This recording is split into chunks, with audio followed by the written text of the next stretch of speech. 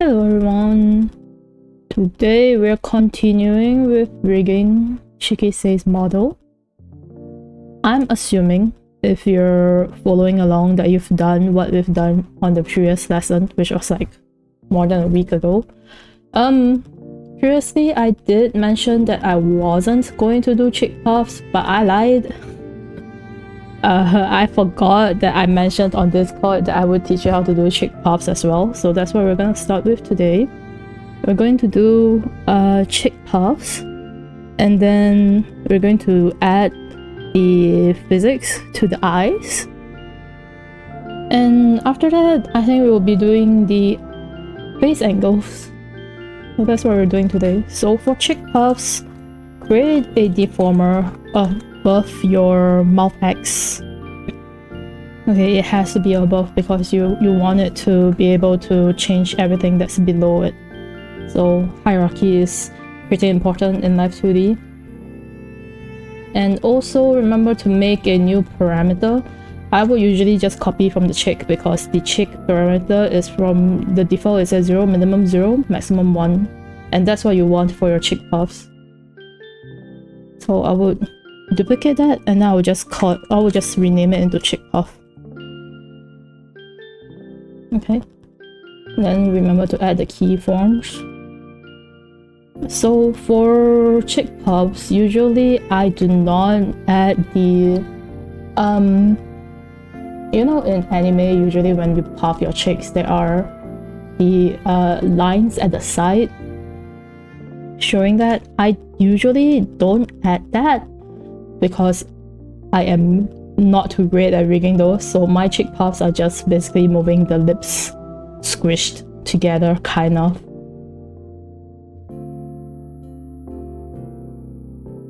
So you just want to try to get that look. Kind of make it look like the mouth is pouting, I would say.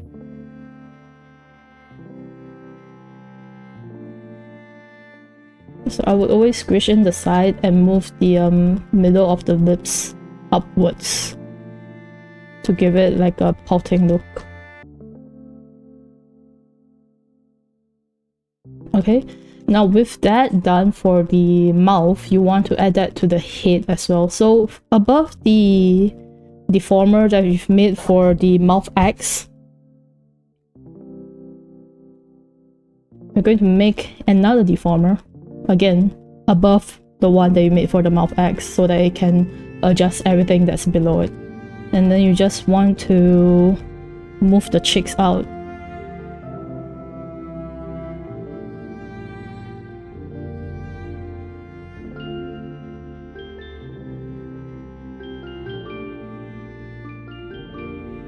If it's a little bit difficult for you to see if it looks similar enough for your chick puffs, then you would want to turn on the grid. Sometimes it helps, okay, sometimes it might not help. It really depends on how you are able to see it by yourself. Usually I think I will also move the chin up a little bit because your mouth kind of moves upwards a little bit on your chick puffs.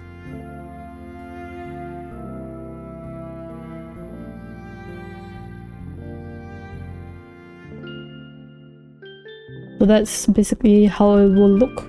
So chick puff isn't that difficult if you're not adding like the side lines, because if you do that, I think usually when the face turns, there are people who will like want to hide the lines and all that. I don't do that, so I don't have that issue. So this is like my very simple way of rigging it. Also, if you don't want the chick puff to play in the physics viewer, then you will just go to preview, set random pose, and then you can turn it off. I usually turn it off because when your cheek is puffed, you can't usually open your mouth. So when it plays and it shows that, it looks very weird. So I usually turn it off. Okay. So chick puff is done. Now we're going to rig the eye physics, which can be quite a little bit of things to do. So you often start with the hair movements physics they have for you, which is like hair move front, hair move side, hair move back. You can delete those. I usually just reuse them for my eye physics. So that's what I'll do. You will do the right eye first, which is why you can see that the left eye cannot be seen. And I would copy and paste and duplicate it to the other side. And if you want to do that, you also have to make sure that you separate the physics, your right side physics to your left side physics. Because if not, both eyes will be able to trigger it, and it might cause the physics to like spike up and it will look very weird. It's just something to take note of. So usually always remember to separate your physics left to right. Don't put it under the same ones. Yes, it's more troublesome and you have to do a bit more things, but the end result will be better.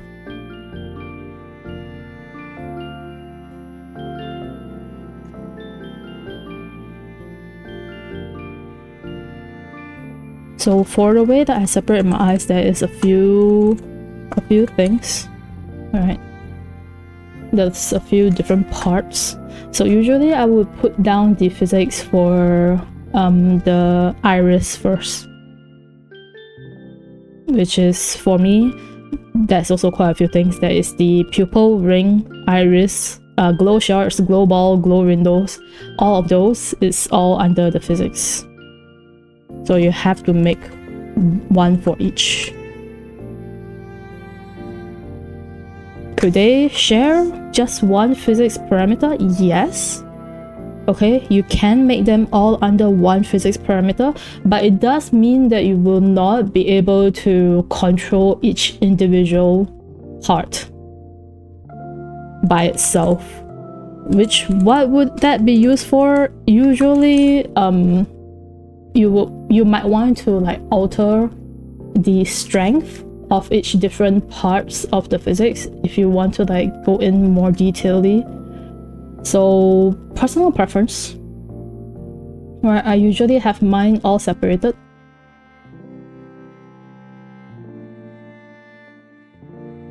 And there are certain parts of the physics where I prefer to have two physics for them. What do I mean by two? That means like the glow balls, as I call them, I prefer them to have two separate physics to trigger them. So if you do it all under one physics parameter, you will not be able to do this kind of thing. But if you don't mind and you prefer just doing it on one physics parameter, it still works. Okay, it will still work. For me, I think usually I don't add physics to the... No, I do add physics, but star pupil is also a pupil, so I put it under the pupil physics. Right, for DZ eyes, I don't put it under physics. And then we'll put physics for the highlights.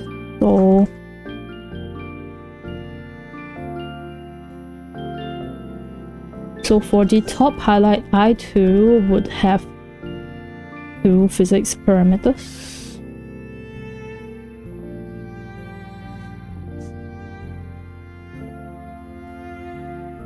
For the bottom highlight, I would only have one.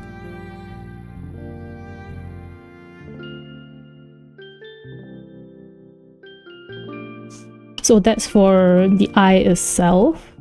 And then we will have to make the parameters for the lashes, which is quite a lot of parameters if you're following with my art, because I have a lot of eyelashes. But usually for eyelashes, one physics per eyelash.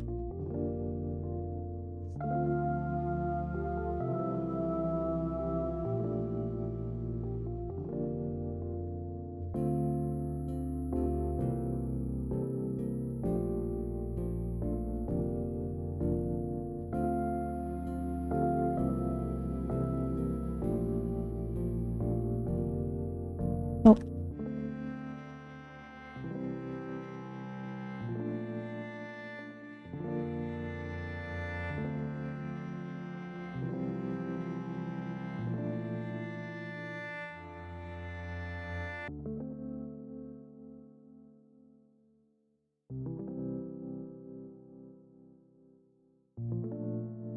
I would always make all the parameters first before I work on any of the rigging, just so that I have everything already done right there.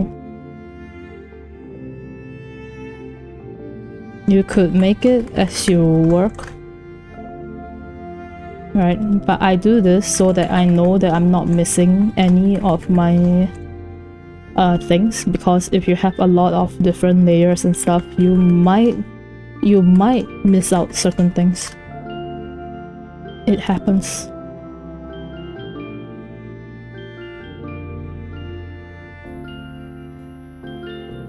So right now we have all of the iris physics made and all of the outer eyelashes physics made.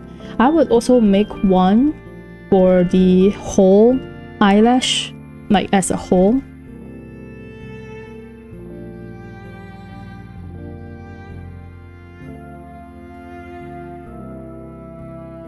Okay. So that's basically for the physics. So now we'll start making deformers and rigging in the physics for the different parts itself. So for pupil, I will drag in, like I said, everything except for the DZ eyes.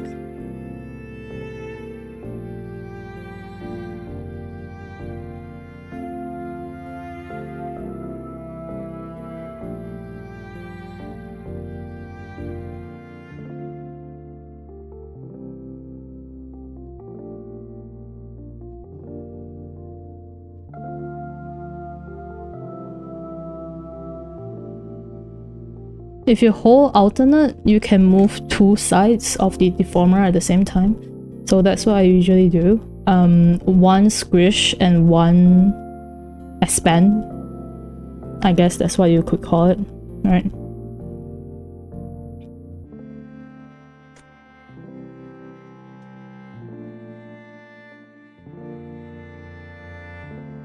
For the ring, as I call it, the eye ring, the one that is the circle inside the eyes, I would usually also squish it, but I would also turn it a little bit. And then you can hold shift and alternate to squish it in at the same spot without having to, what do you call this? While keeping the shape uniform, I guess.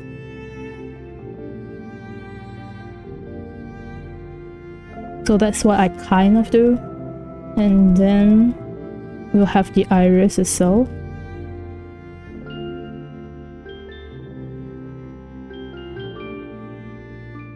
For the iris, I usually, if you put -1 and you squish for the pupils, usually for -1 I will expand the iris. And then at 1 I would do the opposite. Okay. And then we have the glow shards.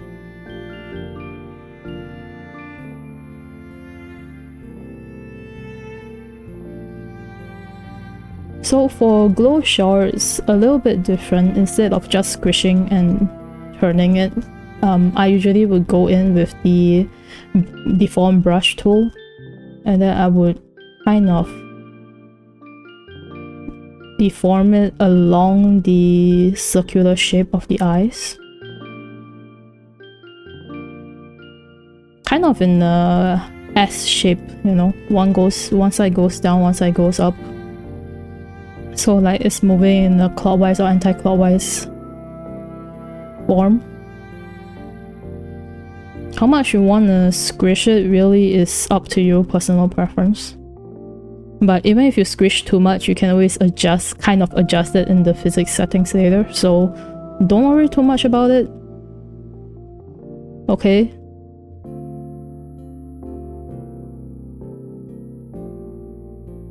would usually say like squish it more because you can tone it down in the physics settings, whereas if you don't squish it enough, you'll have to redo the squishing. So just keep it as that. That's how I usually do my glow shards. Okay? And then for the glow ball, I do want 2 types of physics triggering it, so I'll be making 2 deformers, which you can do it under 1 deformer. Not saying that you can't. I personally prefer it under 2 different deformers, so that's what I'm going to do. Okay, one of the deformer, okay, for physics 1, I'm going to squish the ball down and then expand it upwards. Okay, and then for physics 2, we're going to still use the deform brush tool, and this time we're going to move it sideways.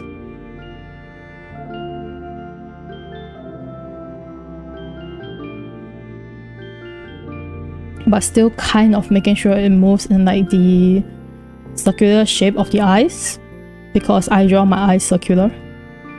If you're doing rigging for another artist whose eyes are like more oval shaped and all that, try to keep it within the eyes, you know, in the shape of the eyes. Your physics, that is.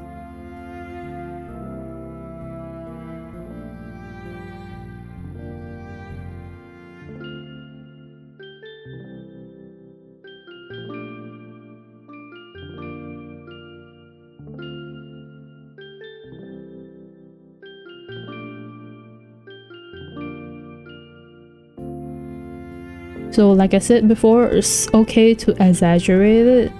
You can always tone it down later, so don't worry too much about that. Okay, so for glow window, the physics I do is usually very simple because it's, first of all, it's like really hard to see, and second of all, there really isn't that much physics you have to add to it, I would say. So usually I would just squish, one is squish it upwards, and then the other is pull it downwards, and that's about the physics that I do for the windows. Okay, now for the top highlight,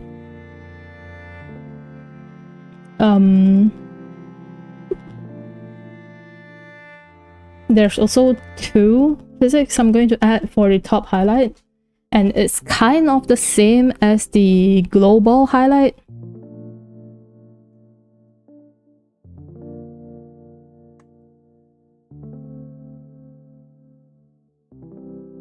So I'll be making 2 deformers.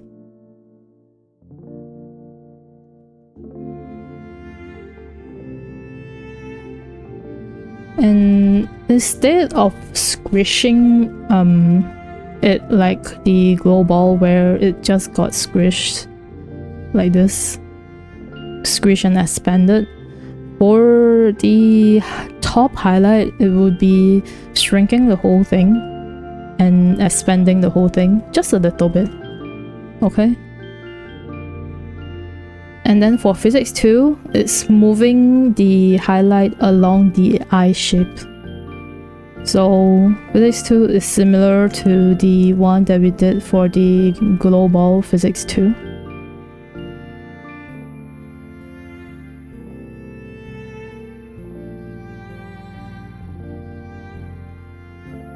Okay, and we'll do the same on the other side.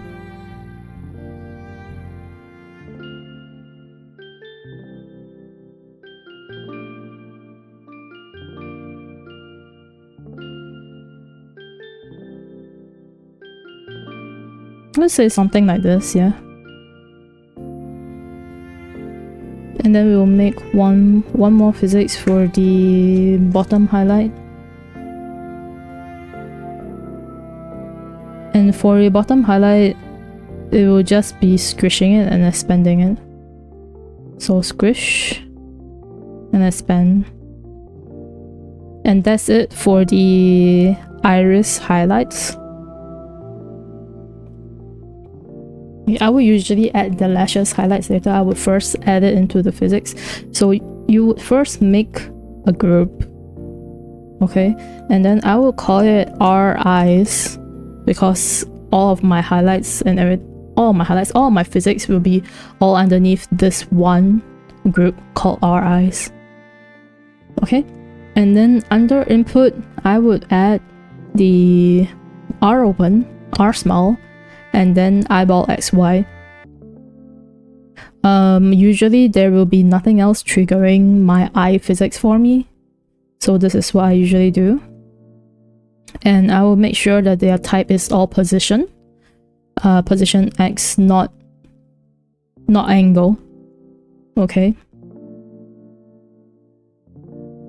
Alright, you have to add pendulum first. So if you start up with like the default, this is your first time using Live2D cubism, you have not like made anything yourself, you're only going to be having the hair short, hair long, all the way until the bust. I don't think 10 divided and 20 divided is part of yours, so those are the things that I've added in myself, right? If you want to follow along, I usually use my settings of temporary 3 points. It's very basic. my basic settings of temporary 3 points. I don't usually use anything else apart from that, so you can follow that, like copy that and put in. So I'm going to put in all of the physics in first, which you will find out that the first few they will put it as 1, 2 and 3, and then the rest is all under 3 because there only is 3 points, and then you have to like set everything up by yourself. Okay, so that's usually how it works. We would set how much you want each thing to like trigger it. I think usually for me, small doesn't trigger that much, and then eyeball movement around 15, I would say. I think the open and closing probably also around 15. Just know that if you put it all under position, the maximum amount that you can add, right, the overall cannot be over 100, so you can put it until like, you know, 60, 10, 15, 15, and it's not over 100, so it works. If not, it doesn't work at all. Okay, so now we have that. Obviously, depending on how much you want the eye physics to be, you can increase your input settings. If you don't want to increase your input settings, you can increase your scale in this physics settings, output settings area. So that's where you can change things. I believe that usually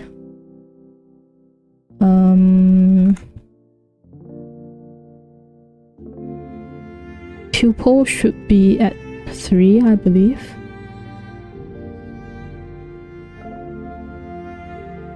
So this is where I would like watch the, I think I'll put it to 35. I want it a bit higher.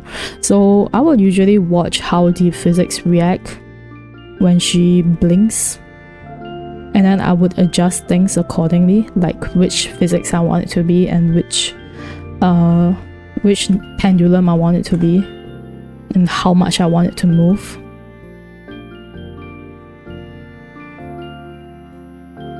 I think 2 is good for that.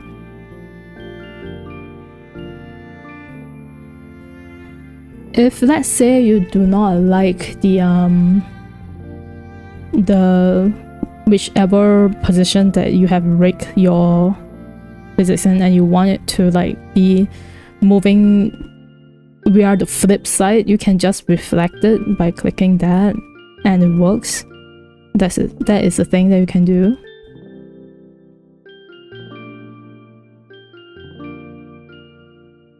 Usually I would put the pupil and iris under the same pendulum because I've already rigged them moving different ways to begin with.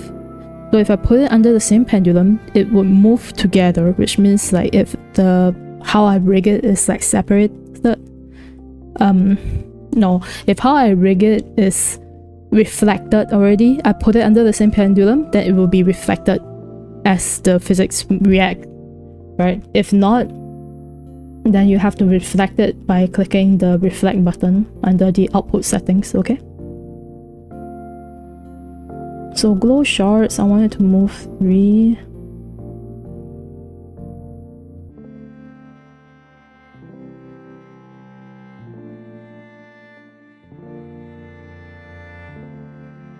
Usually I want it a little bit exaggerated, but right now I think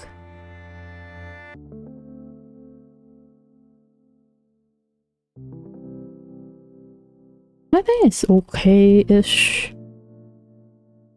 It's not too bad.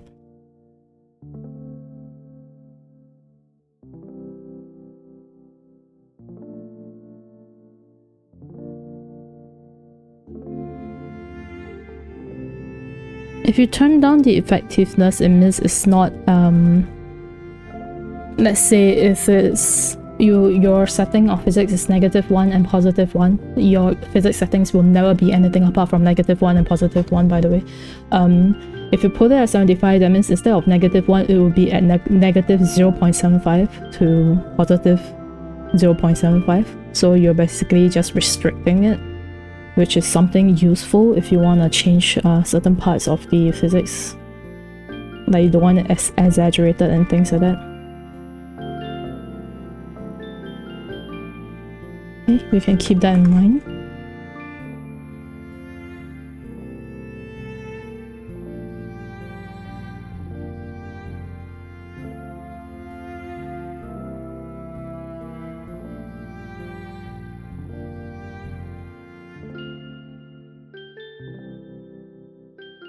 So effectiveness will never go past 100 as well. The numbers will never go past 100 as well.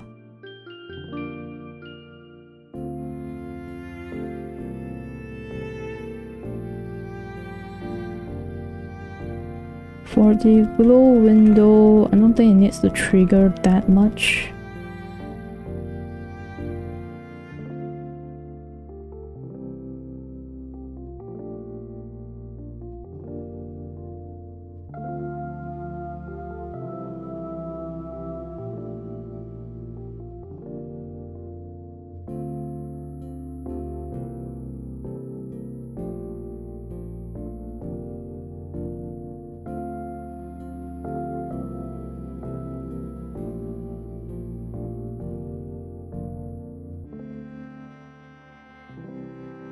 For me, that's probably like good enough.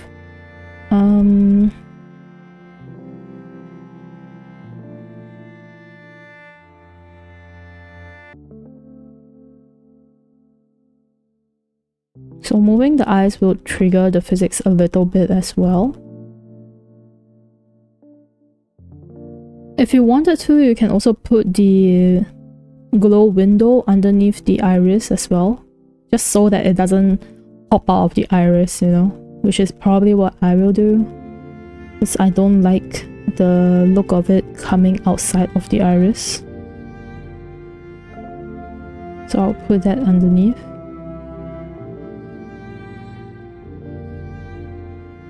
Okay.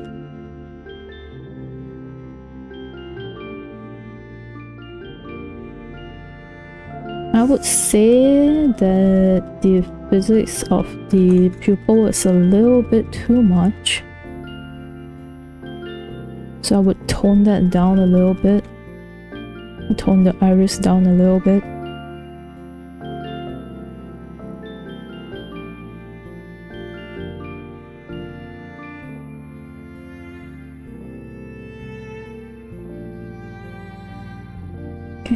Apart from that, I think everything else is fine. So now we'll go ahead and start working on the lashes. So we'll start making deformers for the lashes. And for this, I will go through it by creating one deformer and then making the physics for the deformer. Because if I made all of the deformers, I would probably miss like certain parts of it. So that's what I'll be doing. And for this, I will be using the temporary deform tool and temporary path deformation. So if you don't have a shortcut key for this, you might want to make it under keyboard shortcuts. I believe, is it under tools?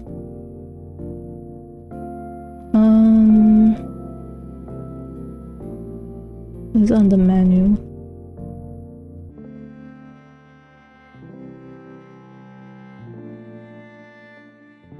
I already forgot.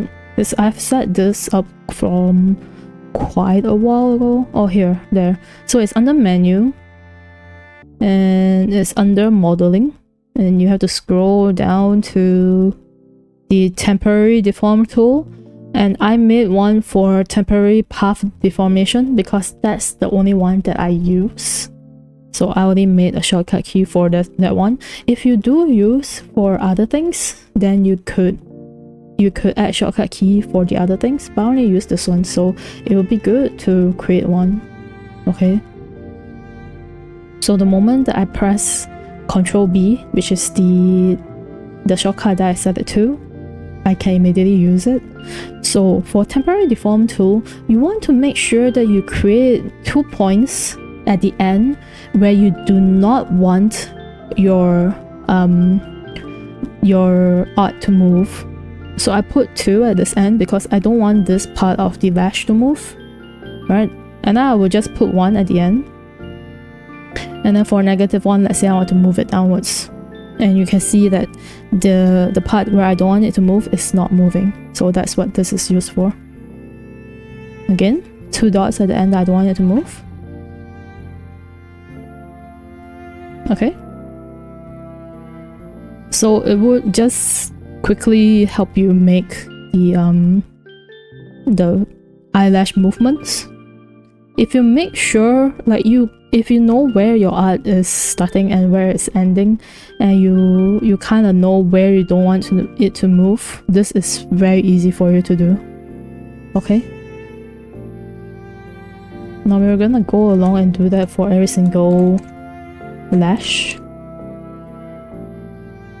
I will always say this, make sure you name your deformer layers and your parameter layers, the names, name them correctly so that you can tell what they are used for. If not, you might lose track of things. So naming, very important because of how many things you are going to create and how many layers you have to go through.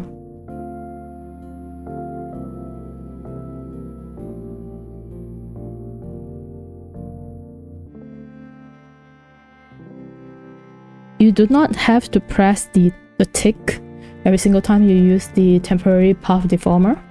Just know that you have to make sure that you are on the correct keyform, and then before you press the temporary path deform that tool, because if not, you will not be able to use it on the keyform that you wanted to, because it will only work for the keyform selected. So let's say you're in the middle, okay, at 0, and then you press Ctrl B for the temporary deform tool, and then you want to use it to adjust -1, and then you put in the dots, it will go back to 0, right? The moment you want to add in the deform path tool, it will go back to 0 because that's when you click Ctrl B in. So just make sure that you don't do that. If you did do that and you wanted to change from 0.0 to 0.-1, let's say, you could use the right click adjust, and you adjust from the 0 to -1 and -1 to 0. You could do that. It's just, your life would be easier if you just did it right to begin with.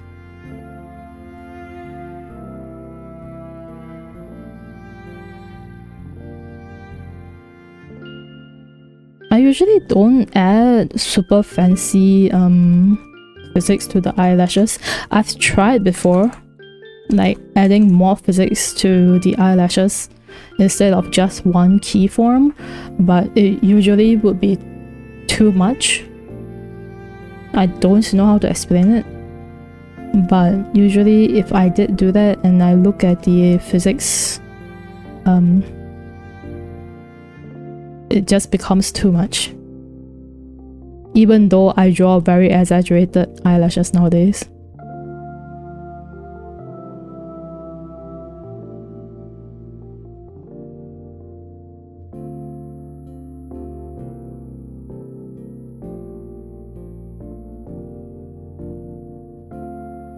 So for me personally, just one physics for all of the eyelash works.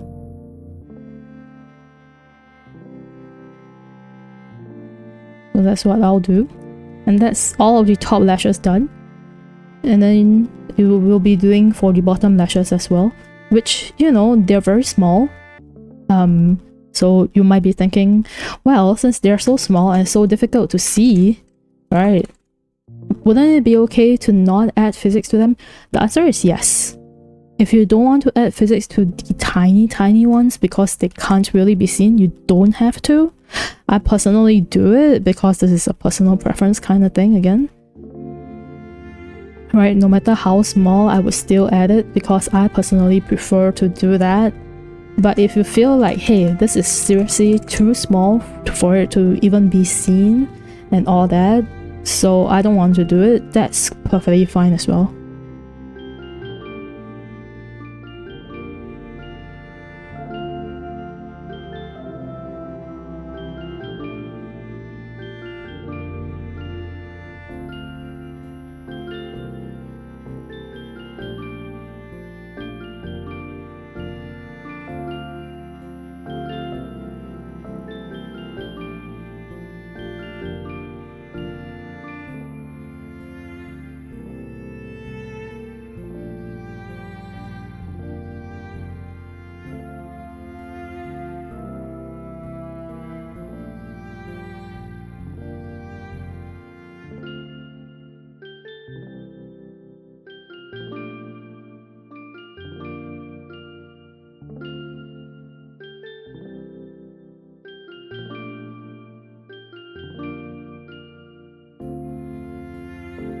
I would say, like, if you don't mind adding it, this is really a very quick add. Right? So if you really don't mind, I would say just add it in. Because sometimes even small details goes like a long way.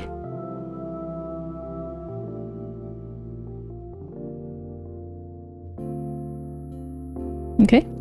So now we've added all the physics for the top lashes and bottom eyelashes. We'll now be adding the full eyelash movement. Which, what does that mean? Usually I will be selecting all of the eyelashes including the sclera and the sclera shading, as well as the eyelash highlights. Make sure you select the topmost deformer, not any of the child deformers. Okay, just select the top deformers.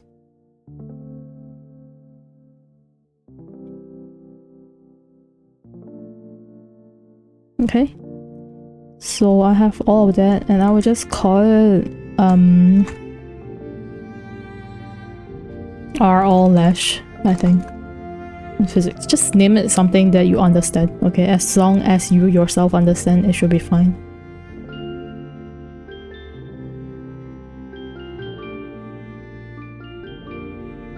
And then what this physics will do is mostly move the lashes upwards and downwards, which is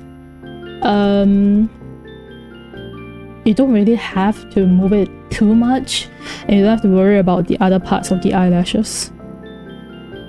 So I'll move it down a little bit here, right? I think the brush would have to be a little bit bigger. Okay. move it down a little bit. Okay. And then move it up a little bit.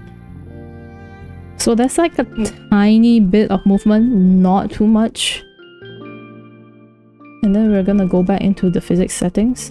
We can see like things are moving because I've already added them in, right? So from here you want to start adjusting like which pendulum you want the eyelash physics to be on and how much you want the physics to be moving. I think I want my top lashes to be on the second pendulum. And lashes E is kind of moving in a different way, so I'm going to do that.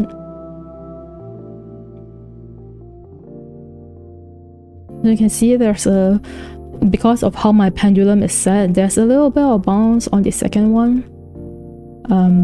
Not too much, I would say. I think for them, eyelash A looks fine. I think for eyelash B, I will put it at 90% effectiveness. Eyelash C, I will put it at 85%. And then D and E, I would put them all at 5 lesser each. Because I like the physics, but I don't want it to be too exaggerated still, even though I know how big the eyelashes are. I don't want it to be too exaggerated, because if you blink, if the person blinks rapidly, then all of that physics, the strength of the physics will be added up, and then it would at certain points it might start jutting or jerking, okay, because of how much the physics has added out to. So sometimes I don't want that to happen, then I will lower some of the effectiveness. Sometimes I will lower the effectiveness of like the trigger itself. For the bottom eyelashes, I think I will reflect lash 1 so that it moves in a separate fraction from the rest of the eyelashes, but they're good. They're good, I think.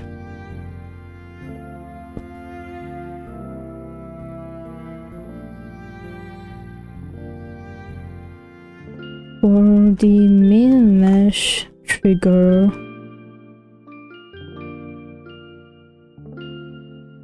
I think I will put it at 2 because it's less bouncier than 3. So it's just a tiny bit of like movement. Okay, so that's like good for me. There's another thing you can add if you wanted to. Not physics related at all, but also of all lashes, right? If you wanted to, you can add one. I will still call it all lash, and I will call it eyeball IXY. So this is not physics related, this is more of the eye movement related. So you can make it so that your eyelashes move a little bit with how the eye is looking. Right, it doesn't have to be too exaggerated, I would say.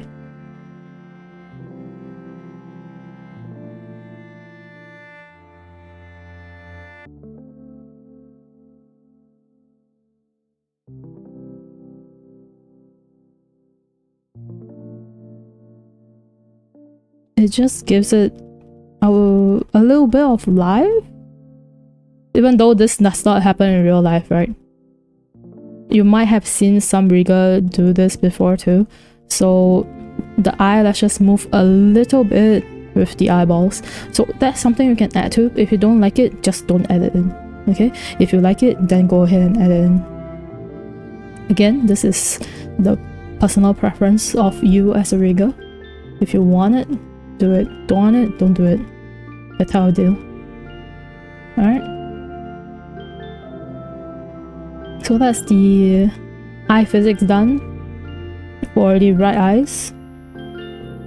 At this point in time, if you want to make like an I don't know, you want to post an update on like your socials and you don't want it to just show one eye, go ahead and feel free to flip your eyes. But I usually still don't flip the eyes until I've actually start making face angles. Also make sure to save your work, okay? So right now, we're going to start working on face angles without the facial features first. So I will be closing, because my eyelids and things are separated, remember to go into your eyelids and stuff and turn it off if you don't want to see it there, like scaring you, okay? So I will be making my face angles, the head angles, above of the head puff, okay, which is used for triggering the cheek puff. So you want to make it above of that. And there are many ways of people using the making the head angles. Some people use the deform puff tool, which is you have to use your default face to do that. I prefer using deformers, so that's what I'm going to do, just using deformers. Right.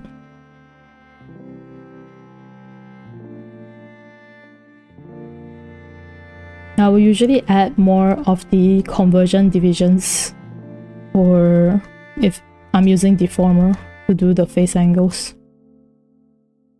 So depending on the art, right, sometimes your art already comes with kind of an outline for your cheeks or the character. Sometimes it doesn't.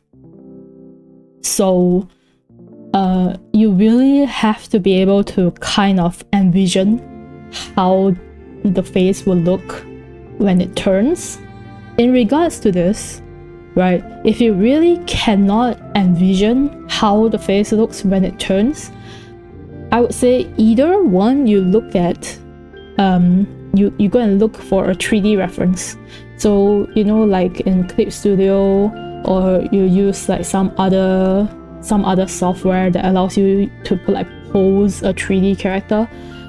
You look at the face and then you turn it so that you can kind of see how the face angle looks as in the side view. If not, you can look at other riggers' work, and then from there you kind of reference, not copy, okay? Don't like take a picture of it and copy over it, because that might not work for your art. You use it as kind of a reference to help you see, okay? Usually I would move the whole head first to like kind of the side, which you're like, but that's not looking sideways. Yes, but your head does move a little bit. I think this is easier for me to kind of pose how I want the face angle to look. So I will usually move the head towards the side that I'm rigging for, which right now negative is towards the left hand side, my left hand side anyways. And I'm going to use the deform brush tool, right? First of all, I'm going to move the chin more towards the left hand side, right? Usually I would ignore the middle part first. I would push in this side, right?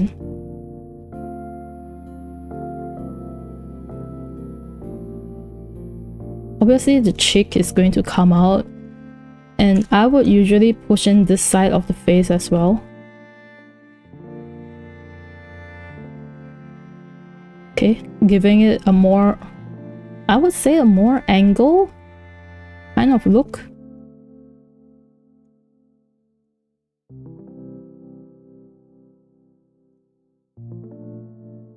So I haven't hide the blush yet because the blush is not under the same layer, so don't mind that. The blush will have to be moved later on. So this is usually how I do.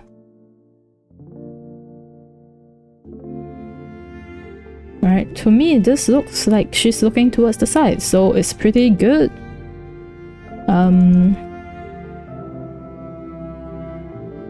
Feel free to do more adjustments if you like.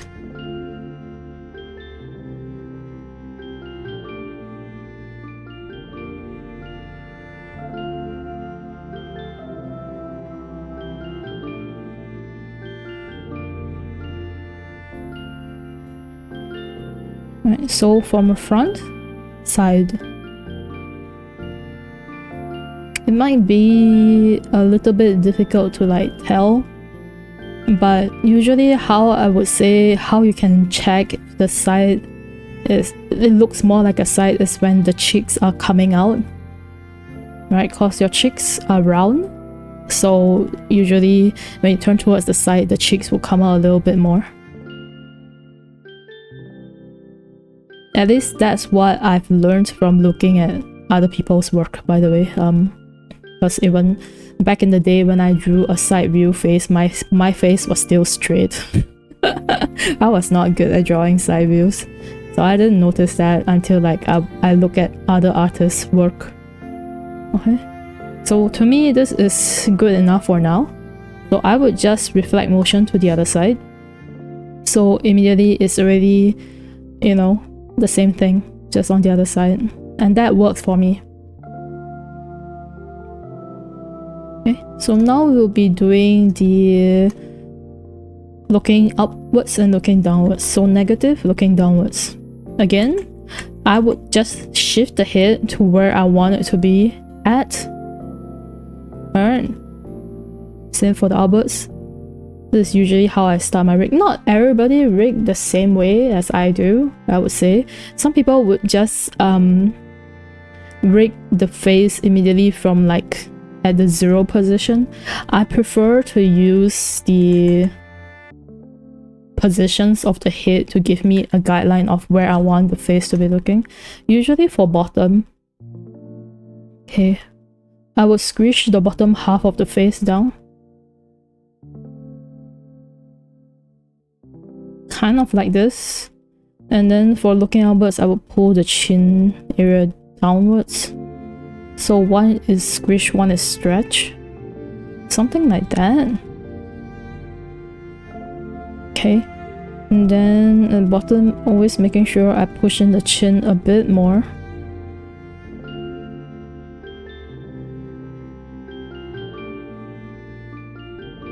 I will also push in the face a little bit.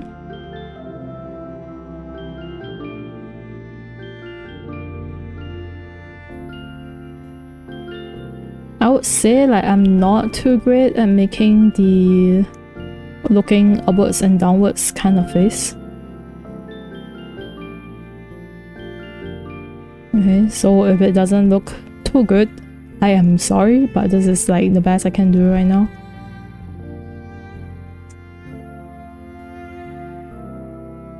By the way, if you don't like what you've done and you want it to like, you want to go back to 0 and redo the parts that you think doesn't look that great, you just go back to the 0 position, Control Shift C, and then go back to the position where you want it to become default, Control Shift V, and you should be able to just change it back to its original default state, and then you can redo the rig again.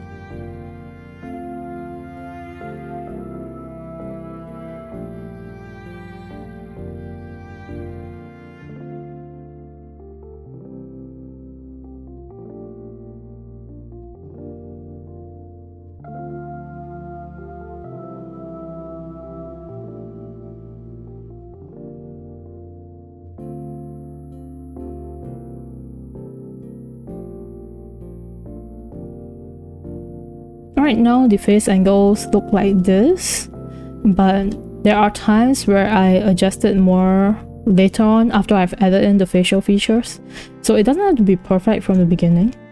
Okay, and then I will just synthesize corners, which usually most people don't do. They would usually do the corners of the face themselves, but I personally am lazy, so I always just synthesize corners and then I edit it a bit afterwards. That's how I go about things. Okay, it doesn't mean that if you follow what I do means that it's correct. Usually, most of the time, I'm just doing it my lazy way. Okay, I'm just letting you know before then. Okay, what I do may not always be right. Okay, so right now I am going to move the mouth. I'm going to select all the parts. I'm going to move it and call it mouth angle XY.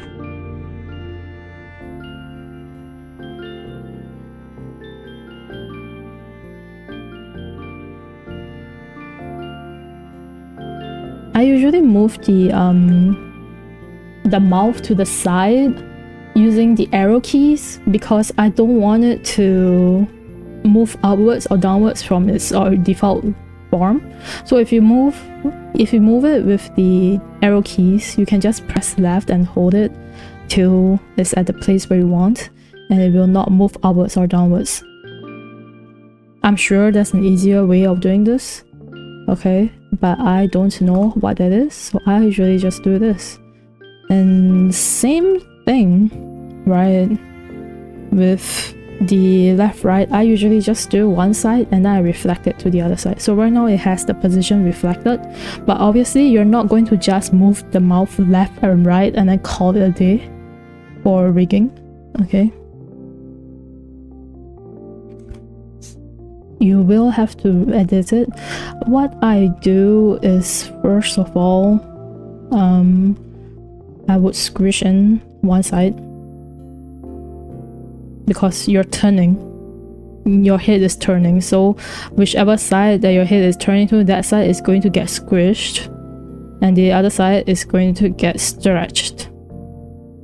Okay, but also very simple, but it doesn't mean this is the end still. Okay, I usually would open the mouth to the widest form, which is the R, or the mouth smile wide, and then as you can see, the shape is not really what you want, right?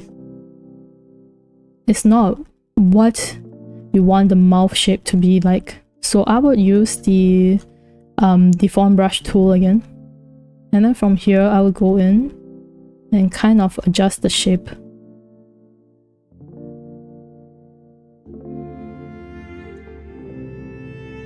Right now, if you adjust directly using the mouth angle XY, you're going to be adjusting everything inside the layers as well.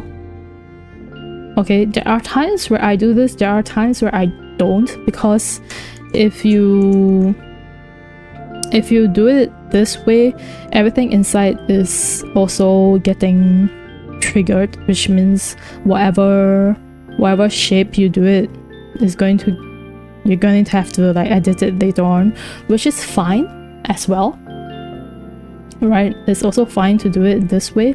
If you don't want the other parts to get moved along with the whatever deformer that have put, then you have to do it in separate areas. So you can do it for the lips itself, and then you adjust the teeth, molar, throat, all that jazz later on. That also works, okay? This is personal preference kind of thing. I've seen artists do it both separate ways and it both works well in the end. So this one just depends on how you want to do it. Hello, Eternal.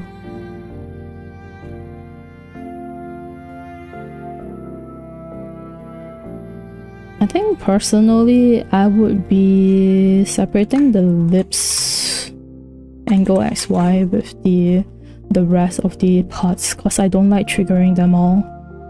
So we'll have lips angle XY, and then up teeth angle XY, the lower teeth angle XY,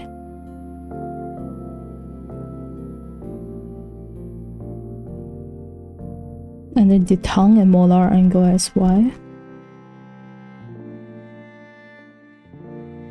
As well, because I have a throat angle XY.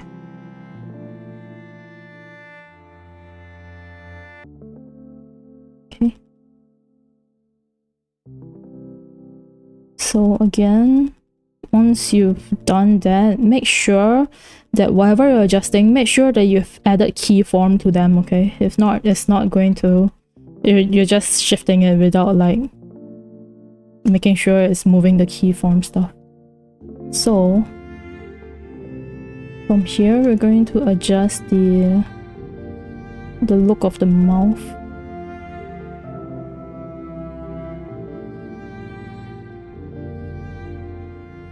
that's the wrong tool. Okay.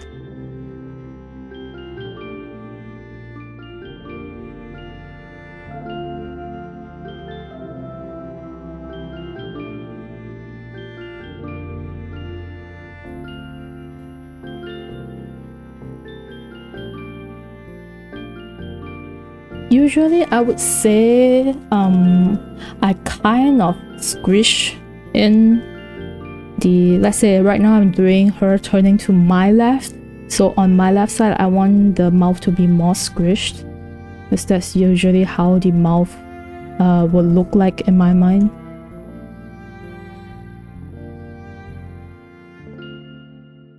While the other side should be more round. I say it should be because you're trying to deform it to that shape, and sometimes it might not work. Okay, sometimes it might not work, sometimes it might work. So we're going to do that. And then for teeth,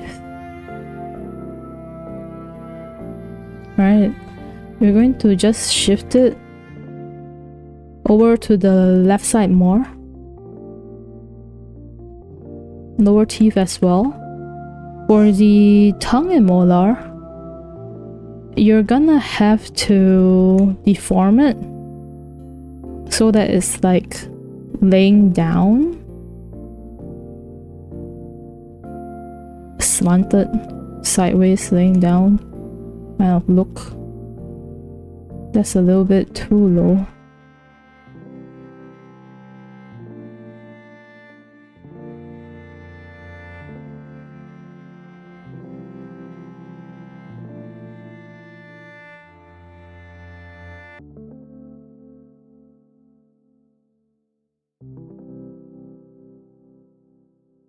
At around this stage, you can also separate, instead of making it in one single deformer, you can also make a separate deformer for the lower molars and the teeth. The lower molars and the tongue, because one side of it should be hidden and like more hidden when it turns, and one side of it should come out more when it turns, basically that. But usually you can't really see it in like the way that I drew, so I usually ignore it when I'm rigging my own thing. Okay, I'm just saying that usually you would try to hide the molar a little.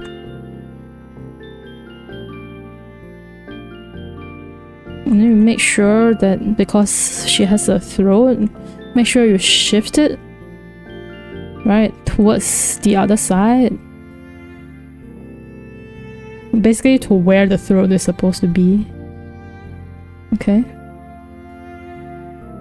you cannot just rig it with looking at the mouth wide open. You still have to look at it with the mouth closed, because just because it looks okay with like the mouth wide open doesn't mean it will look okay with the mouth closed. That is usually how it is.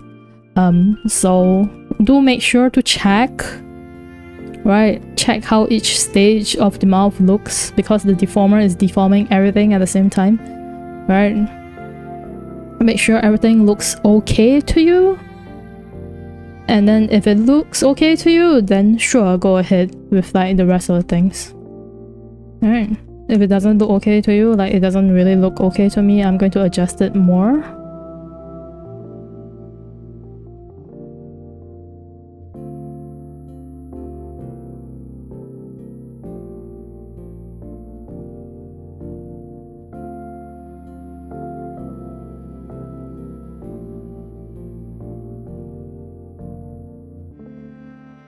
Okay,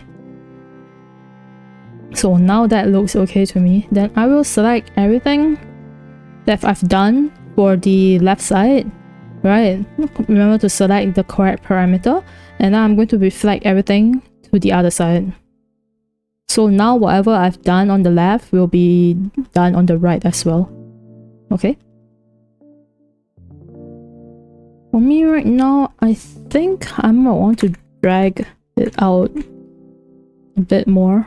So, oh, not synthesize, reflect.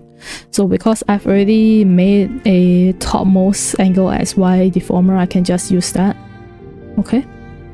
So mouth moving left and right is done.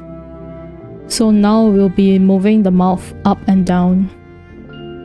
And same thing, I'm going to use the topmost deformer that I've created for my mouth angle XY to move the mouth upwards and downwards with the face. So again, I'm going to use the arrow keys because I don't want it to move to the side at all.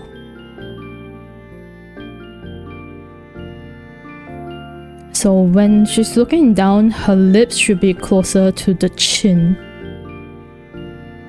Okay.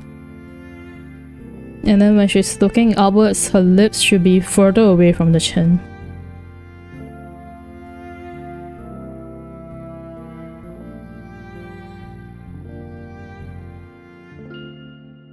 And again, open up the mouth and see how it looks. Right? There will be things you have to adjust. For example, when she's looking downwards, right, your inner mouth should be shifted upwards a bit. Okay, the parts of your inner mouth. And when she's looking upward, it should be shifted down a little bit. And then seeing how you want to adjust, you can adjust it a bit more later on.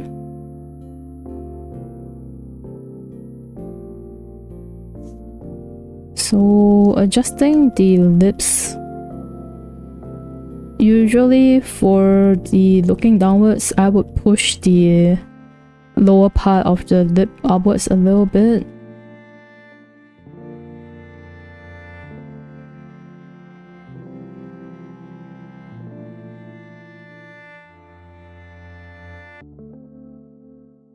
Okay, make sure that the lips are not jutting out of the face, because usually you don't clip the lips onto your head and it might jut out if your rigging has caused the skin to come out that far away. It might jut out of the face, so make sure it doesn't jut out of the face, okay?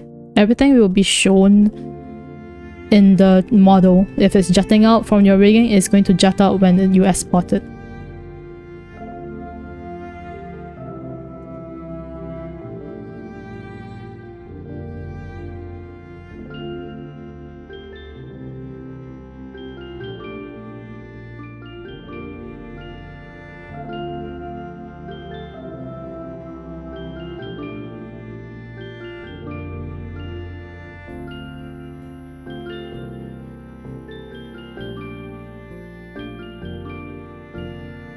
I usually go by the saying of wing it until you get it, so if you feel like, hey, this doesn't look all that nice, this doesn't look right, then continue adjusting it until you think it looks right.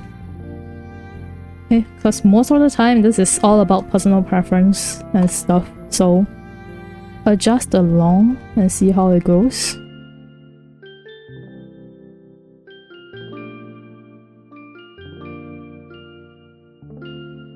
I'll say this looks about okay for now. Obviously, I might go back and adjust it like after I've rigged in all of the facial features. But right now, if I look at this just like that, it looks okay for me. So I'm going to keep it this way for now. If I want to adjust it later on, I will. So next we're gonna go and do the nose. Okay.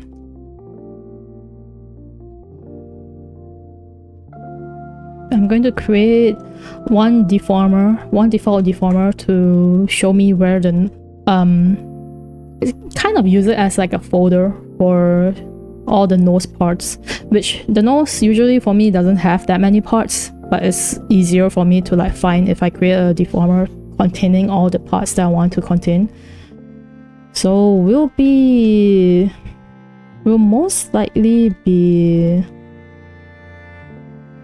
doing the deformer for the nose highlight, the nose shade.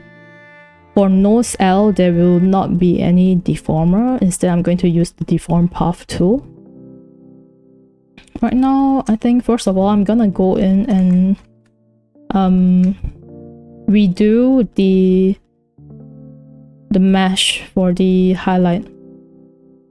I'm going to keep the nose deformer easy because I drew it in the shape of a diamond.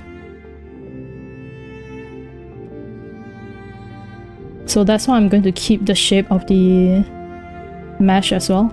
It's a diamond. Just so like it's easy for me to adjust it. Okay. Same thing for the nose shade. It's also in a kind of a diamond shape. Obviously you can't really see it because there are parts of it that are like airbrushed away. But you can keep it kind of a similar shape to the nose highlight. And as long as you cover all the art mesh, everything works. Okay. So that's what I'm going to keep it as. The blush, I'm just going to leave it there.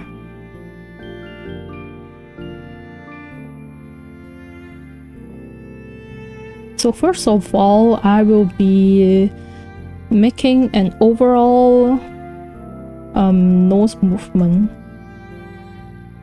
deformer, kind of like what I did for the mouth. I first made a deformer to shift it into the correct position I want for the angle X and Y, and then after that I go into each individual places to adjust it accordingly.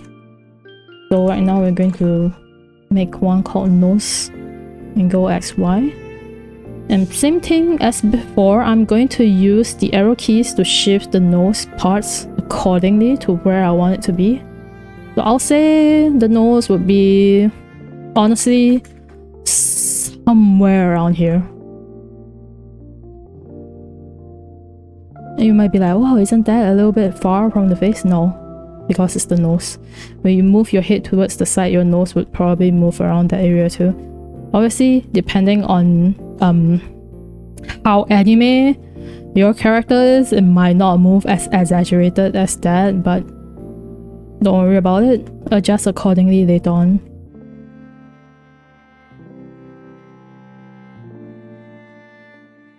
Okay.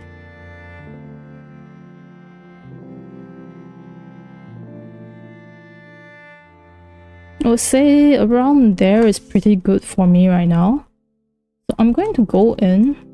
I'm going to create my path for the nose line adjustment.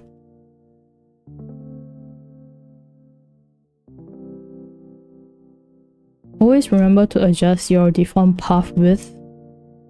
Okay. And then after that, remember to make your keyforms. So for nose left, right. Okay.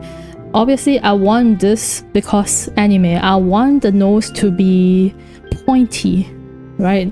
And you're like, but this deform tool is not making it pointy. All you have to do is click on your deform tool button, right? Click on fold line, and you click on that, and it would have made it.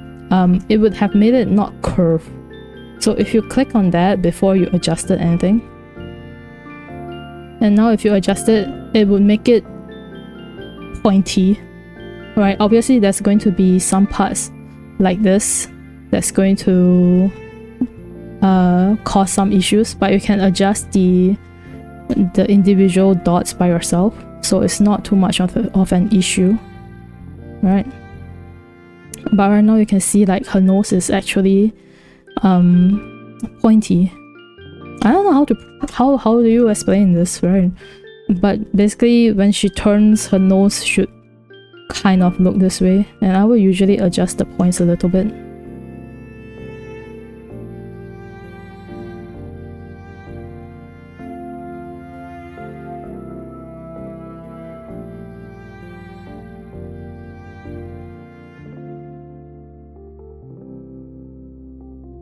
In all honesty, does your anime character have to have the pointy nose? The answer is no. So this is yet again another personal preference kind of thing. So if you prefer your anime looking character with like a pointy nose, then you'll probably rig it in. If not, then the way that I used to rig it is just the lines remaining as lines. That's also an anime look, so you can keep it as that as well.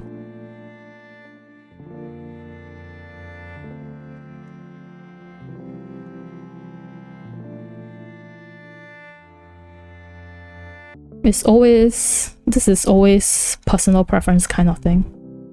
Okay, so for me, the nose line will be around here, and then I will reflect it to the other side. So the nose is pointed towards the other side as well. And then for angle Y, I will pull this downwards. And then for the upper look, I'll pull this upwards. And you'll be like, but you can't see anything when you pull it downwards and outwards. Yes, but if you synthesize corners, then you can see like it does help with the looking upwards and downwards after you synthesize the corners. So that's what I would do. And then for nose blush, not nose blush, but nose highlight. Nose highlight and nose shading.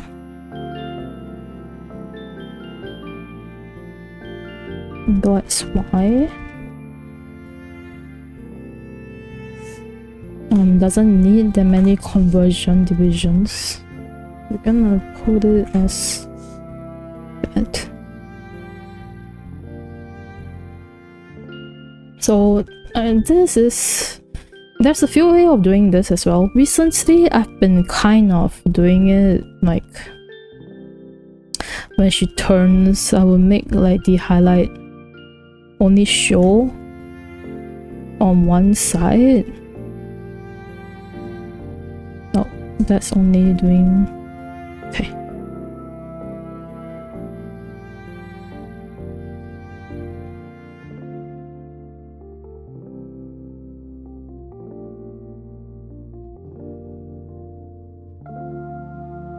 Well, the highlight kind of only shows on one side of the nose. I don't know how to explain that. And that's just what I've been doing recently.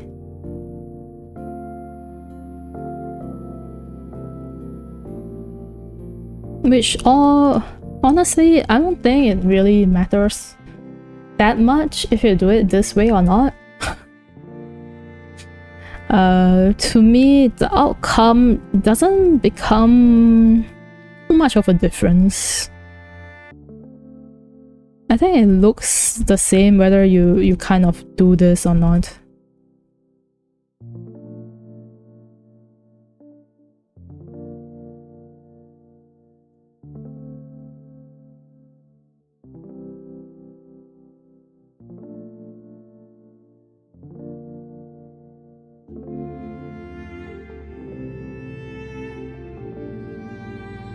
Oops. If you don't like that the eye is like blocking your view, you can always hide it. Usually the eye doesn't really bother me while I'm rigging the other parts of the facial features, so I ignore it. So this is usually how I do the nose. Even if you keep the nose highlight like not adjusted to like this, where there's like a prominent line, it doesn't matter. Okay, I would say it doesn't matter.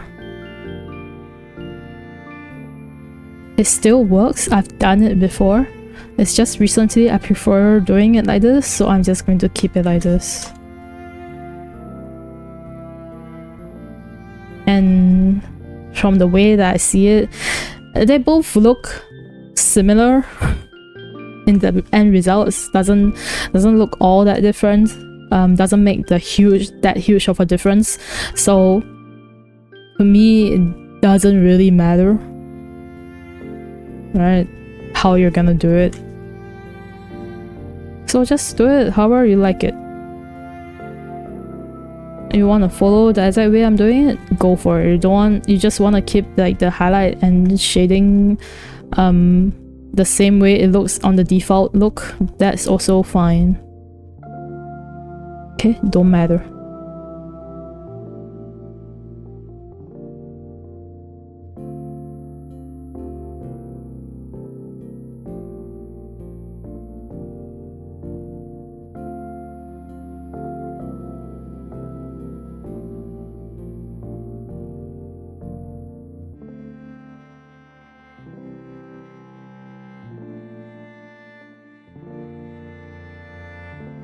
Just adjust the things until you think it looks okay.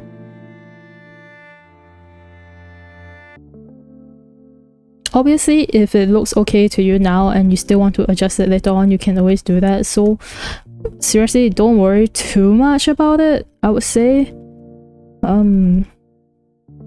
Usually for lower, I would stretch it upwards.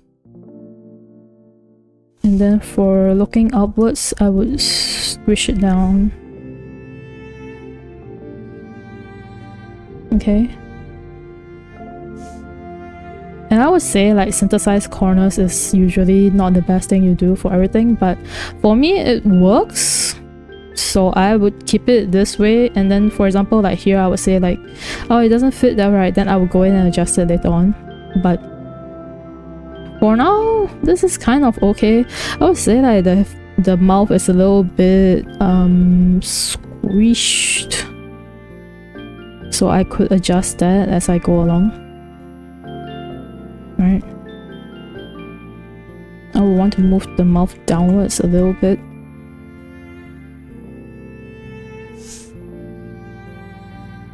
So now we'll do the eyes.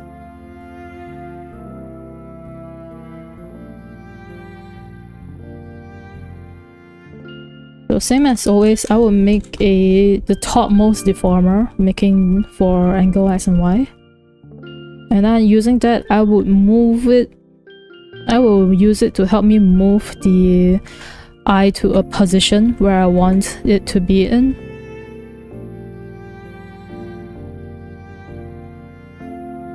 Okay, without actually like really doing any deformation or anything at all.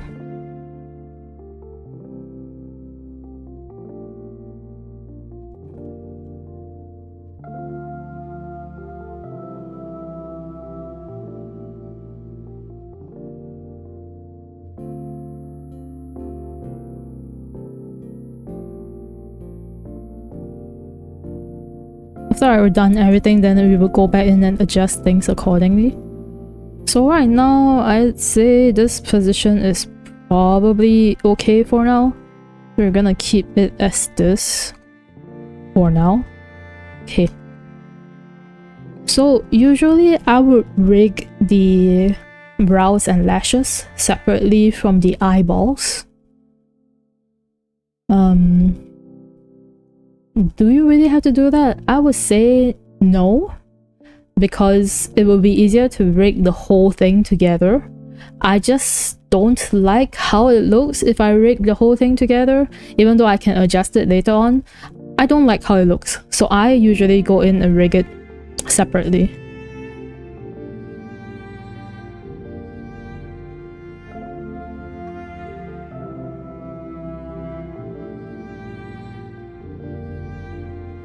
Which could cause things to look kind of awkward at times too, I would say, even though, you know, I do it separately. It still causes things to look awkward sometimes. But since it's what I prefer to do, I'm going to keep to the way that I usually do it.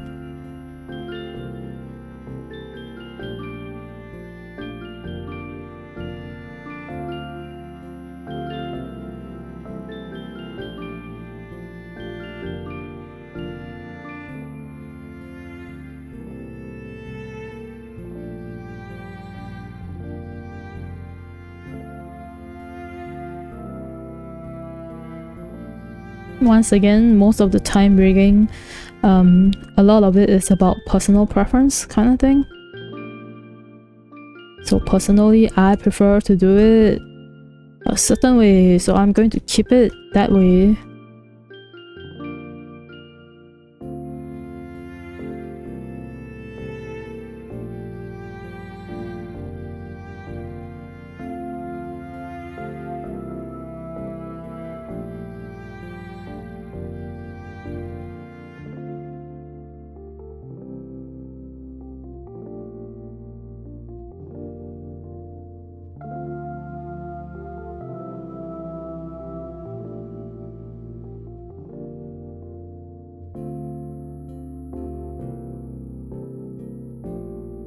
Okay, to me the lashes look okay like this for now. So we'll go in and adjust the downwards and upwards look.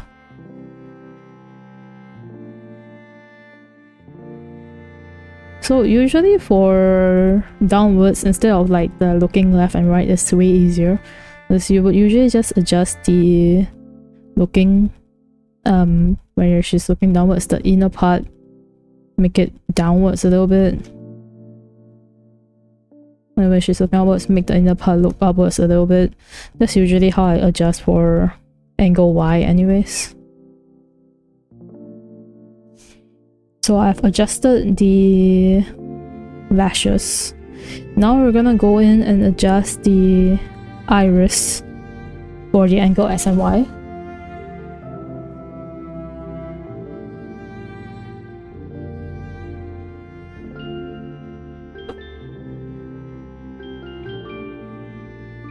I think for angle S and Y it's okay to do above the physics, the hierarchy of the physics.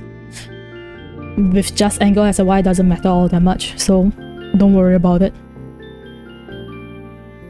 And we're going to make... Oops, I didn't mean to select all.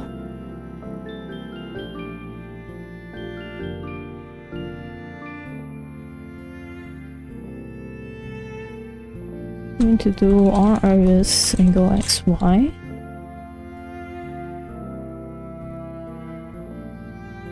So for every single part, we're going to make an angle XY.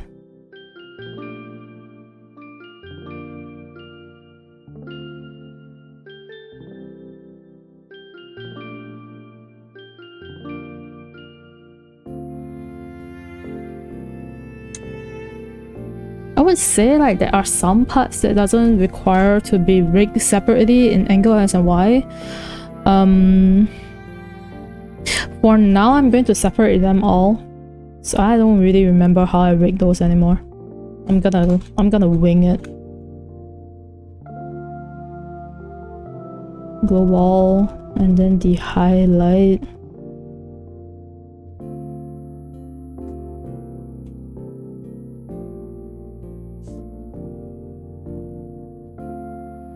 And then the top highlight.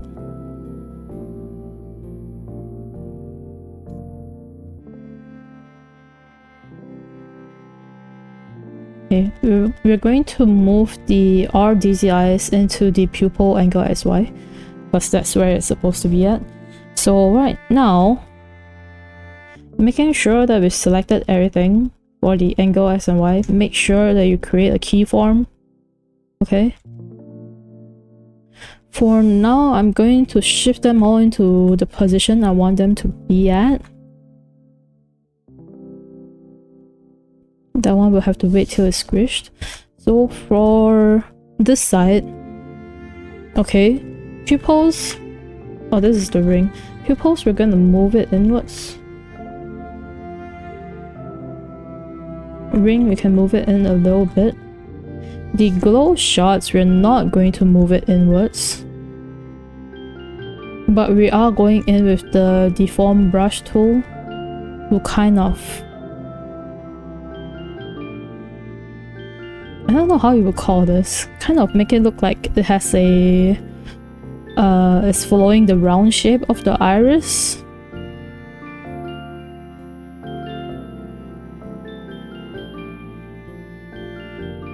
Something like that. We'll move the glow inwards as well, but we're also gonna deform it so that it kind of follows the round shape of the iris.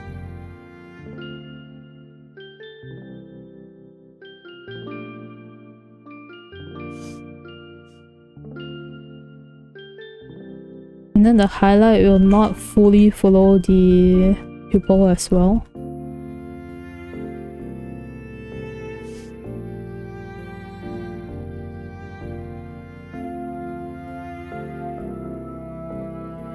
Try to give it like kind of a 3D look, but I don't know. I usually wing it. There are times where I don't know what I'm doing and I kind of just it looks okay to me, and I go with that. So that's what I'm doing right now. Okay.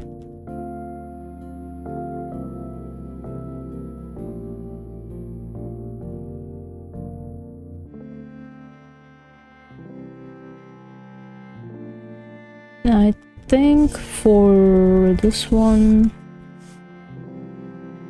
I'm gonna go... Yeah, I think I'm gonna squish the side in a little bit.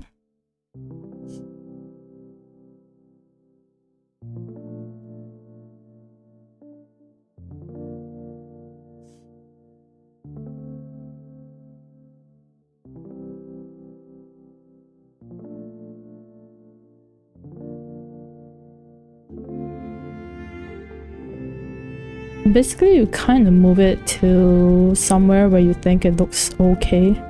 Alright, I haven't added in. It's fine. We just look at it like this. So...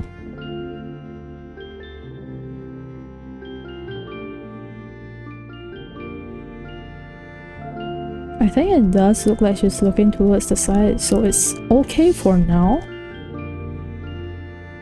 Like I said, we'll just do it first, and then if we need more adjustments later on, we'll add it in. Right? Now the other side. So this side requires a lot more squishing.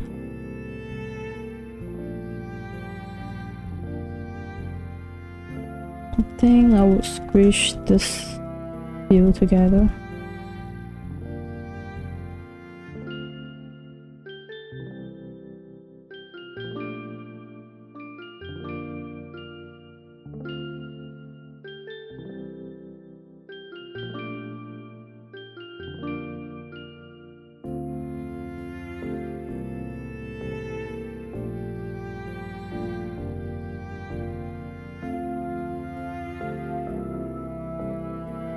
We'll be moving this in.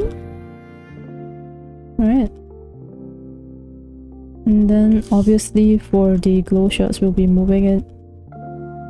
We have to squish it as well.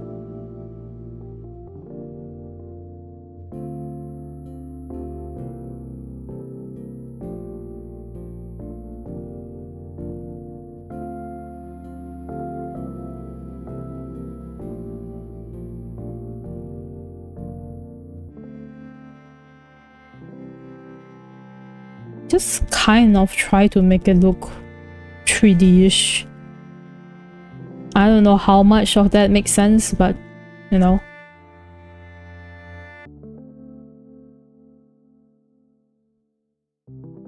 It's kind of what you do with the eyes.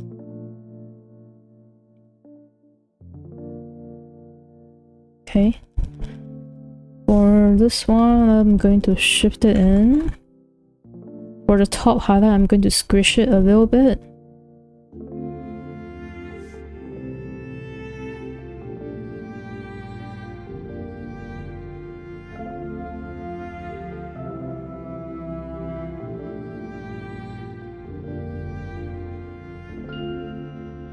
I would say it's still a little bit big, the iris. We're gonna select all of that, move it in a little bit and squish it a little bit more.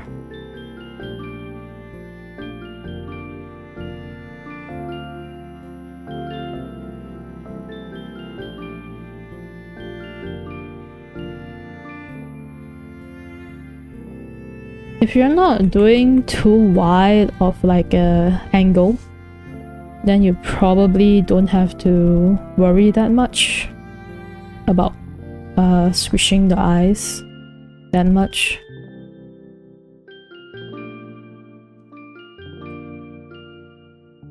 It's just the more you want to turn the head, then the more you're gonna have to squish the angles. And to be honest with you, I'm not too good at doing too big of an angle. It always comes out looking pretty weird, if I have to be very honest with you. So we're just gonna do our best, you know? To me, that looks pretty okay, I'll say. Looks decent enough for me for now, so I'm gonna keep it that way. And then I'm going to continue with the angle Y. So angle Y doesn't really require that many deformation. What I'll basically do is same thing, iris and pupil. Shift them so that it makes it look more 3D-ish. And then for the glow shots, go in with the deform brush tool and you make sure it's following the shape of the iris. So a circular round shape. Okay.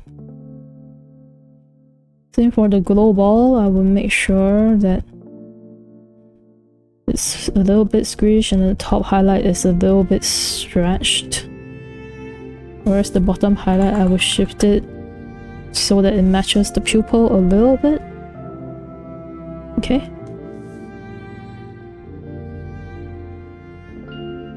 I would say if you don't know what to adjust first for the eyes, always go with the pupil first. Squish in the pupils first. Okay, then the other things should be able to fall along the lines easier. But that is if you're able to like kind of envision it. If you really can't envision how it would look like, you might want to look at references. Okay, to help you with it.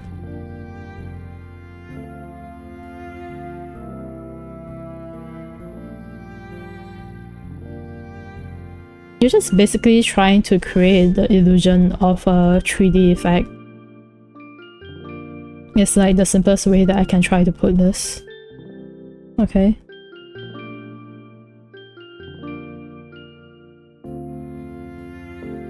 So right now, she has the angles kind of made.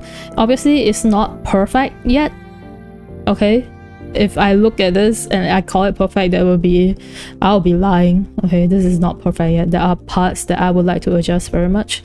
But for now, we got the side angles done. I would say probably wanna squish this eyes more. It's a little bit big to my liking. Right, obviously the wide angles, the eyes look okay. So we're gonna go back to this.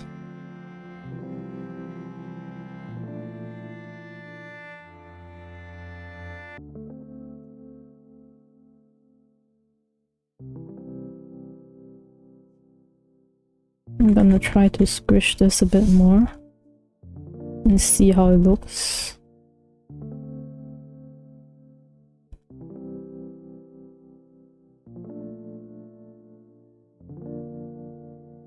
I think right now I like the size of these eyeballs, so we're going to go in and move the lashes accordingly.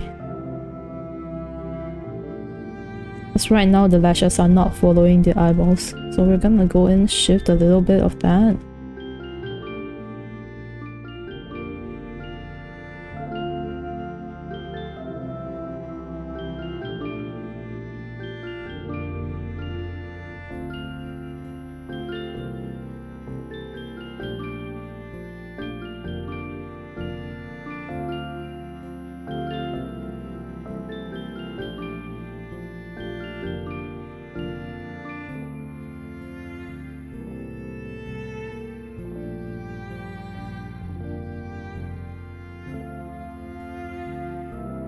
Okay, that looks pretty good to me.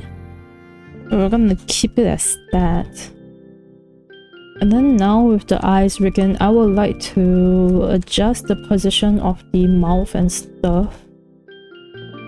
We're gonna go back in. I'll say like right now the mouth is a little bit too behind.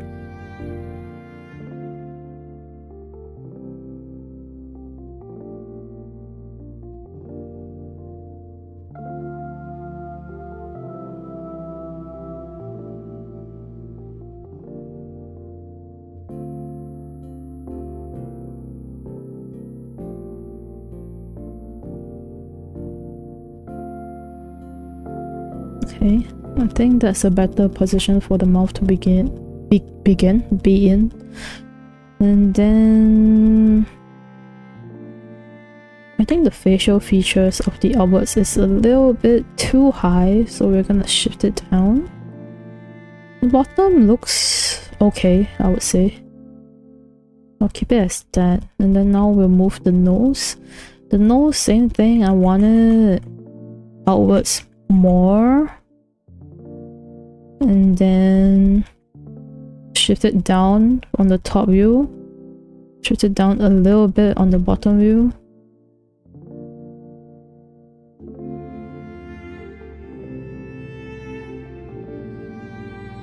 And then since I have rigged all the eyes properly, I'm going to make a easier movement for my eyeballs, X, Y. I'm just gonna do that. Make sure that I key in the keyforms.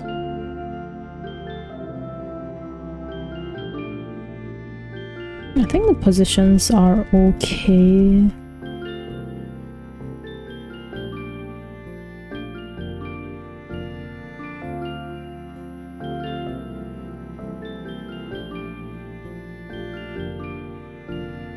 Make sure the eyeball is looking in the position you want it to be looking at. For me, I think the highlight of this side needs to be moved outwards a little bit.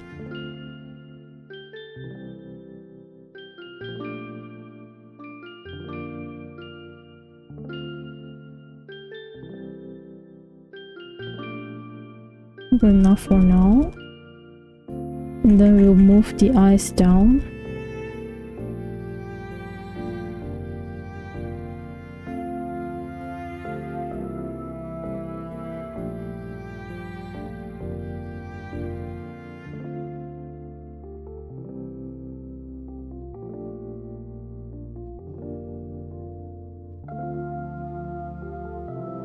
I think the mouth can still be moved towards the side a little bit more, and the up is still a little bit too high up.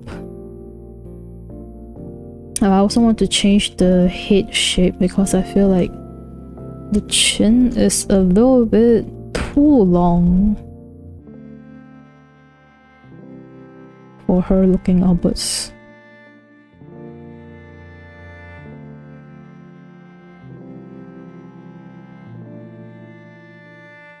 I think that's better.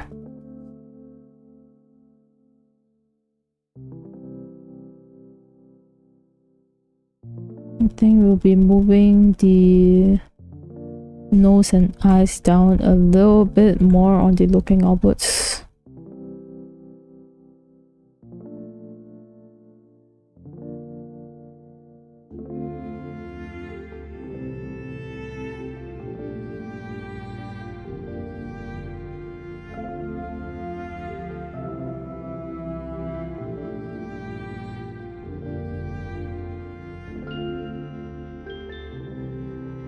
And then we'll move the chin out a little bit on these side angles, not too much.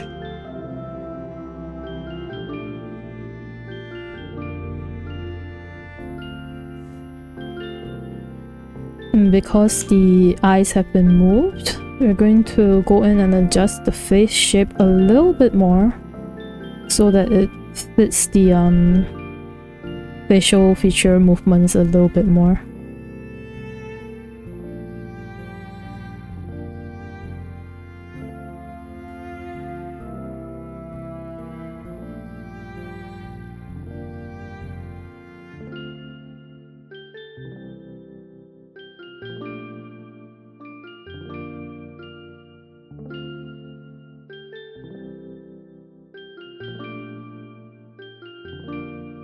think that looks okay-ish.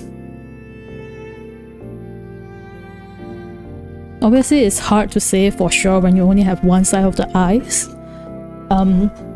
Usually you can kind of see better when you have both sides of the eyes included, which makes perfectly good sense, right? But for now, this is okay. Before I go in and duplicate the eyes, right now what I'm going to do is I'm going to go in and adjust the head shading for the neck.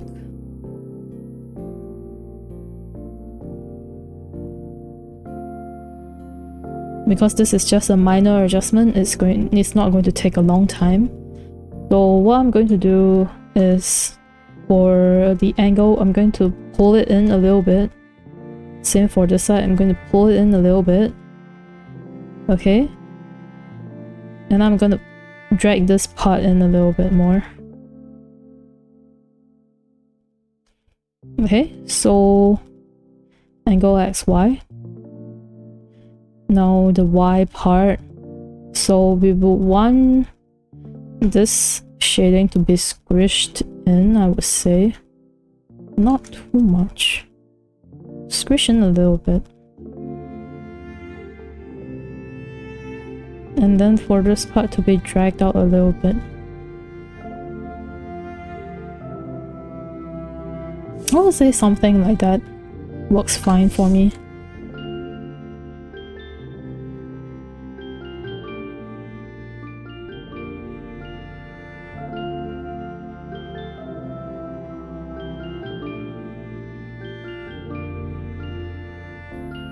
For now, this is okay.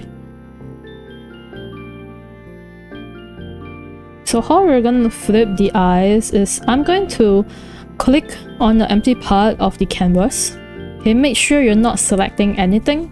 I'm going to just create a rotation part. I'm just going to call it flip. Okay, the destination of the part is on the root. And if you do it this way, if your character is in the middle of the canvas, right, then you don't have to do anything else. Right now, I will make sure to select all the parts of my right eyes. Okay, make sure that everything, including the items inside each of the deformer, is selected. The best way to do this is to Ctrl A, select all, and then it will open up every single deformer, and then you can go in and select your right eyes, everything. Copy and paste it. At this point in time, I would usually type that this is copied. Okay, and then we will drag this into the flip rotation tool. From there, right click on the canvas, flip horizontal, and then your eyes is flipped. However, okay, your eyes is flipped, but it doesn't mean that all the parts are flipped. So if you don't have anything selected and you go into your eyeball X, your eyes are moving in two different directions. So you're gonna have to go in, select all the things under your copied folder, go to the X and reflect them. So for Y, the movement would remain the same, right? Those will remain the same. Mouth X, you'll have to flip that too, so that it would move in separate areas. Same thing for your angle X, by the way. So that's what happens if you don't flip it. Okay? So it's very easy to flip the things. You just have to remember, you just have to know what to flip.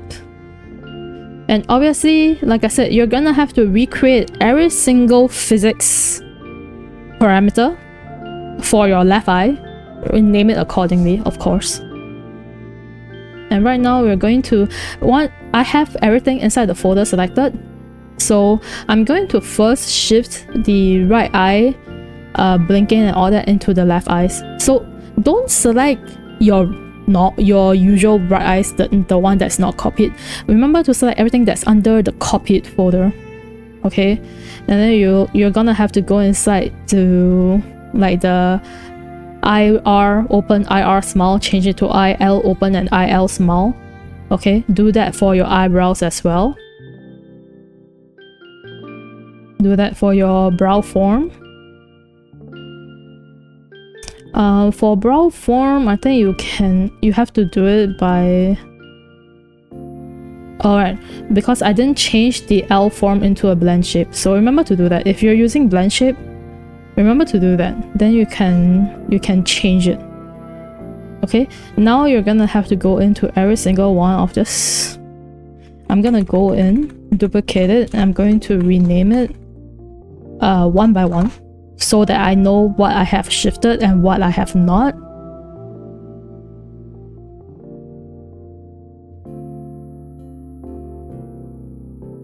Is it a pain in the ass? Yes. But you will have to do this so that your R eyes will not trigger your left eyes. Okay? It doesn't take that long to do. So if you can, separate your eye physics. And if you have named them accordingly, right? Then it's not too difficult to do this. And you won't get confused about which one to separate it into.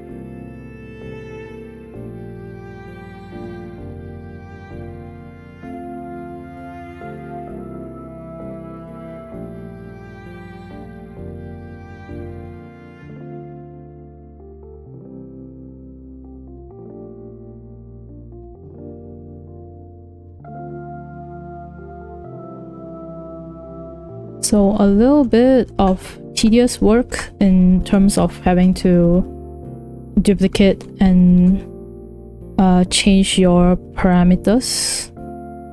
However, doing this is honestly way easier than having to rig the two eyes separately.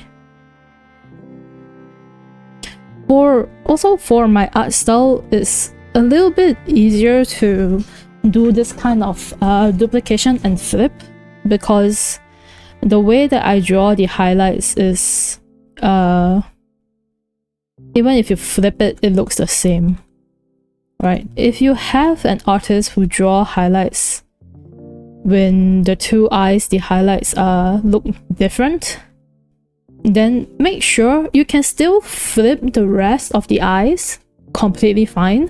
Just make sure that you rig the highlights, okay, so that the character won't look cross-eyed, if you know what I mean. Also, always try to follow the artist's art style in terms of your rigging. So some artists may not draw their models using the symmetry ruler. So even though it looks symmetrical, it may not be symmetrical. If that's the case, I would highly recommend rigging the parts separately. I've done it before, just so that it follows the artist's art style, right? So staying true to the artist's art style is something I say is pretty important for rigging.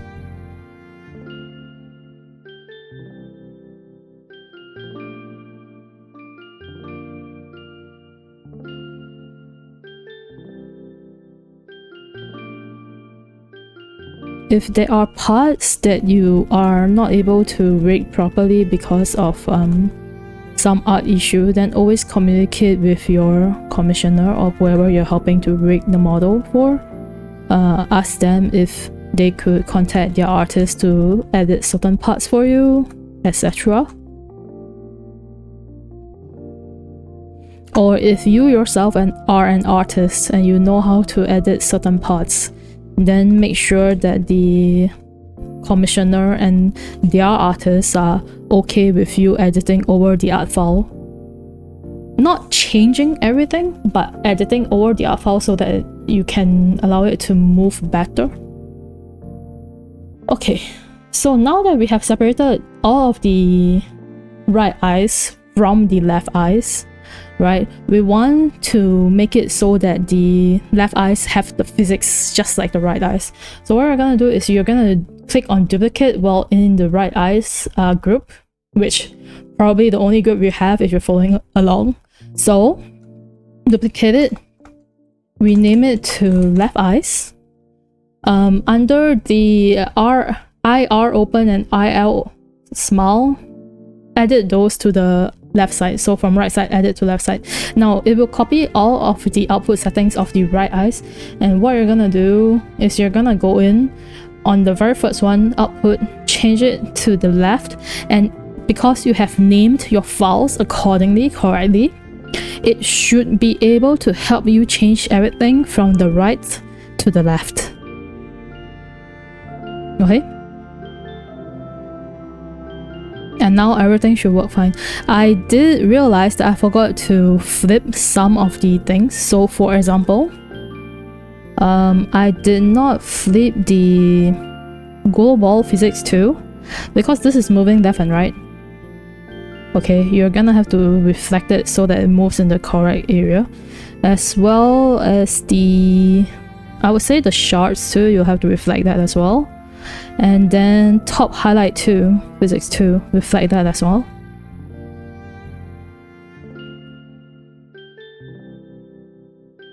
Okay, so now you can see like it's moving.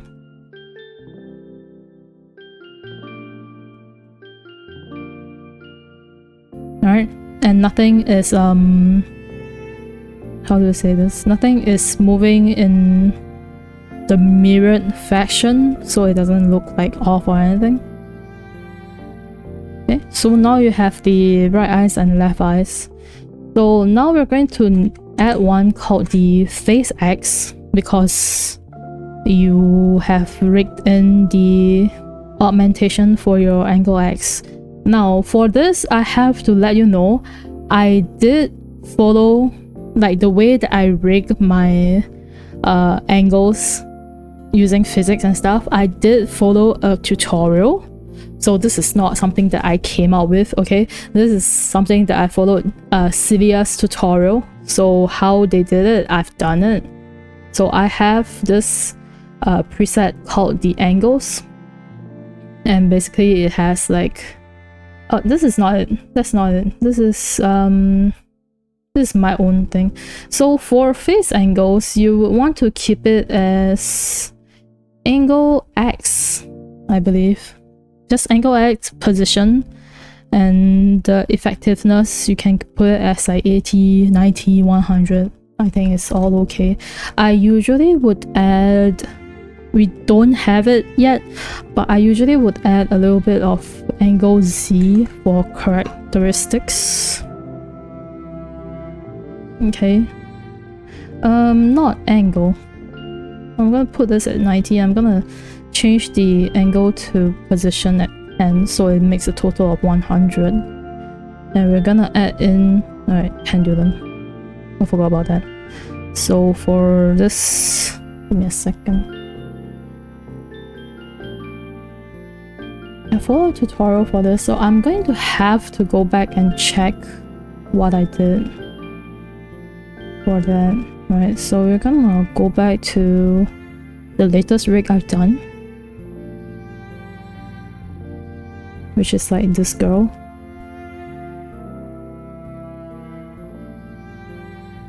So for her, you can see, it's on angle. So for her, you can see I only have, I didn't add in the, she kind of does have an angle Z position movement.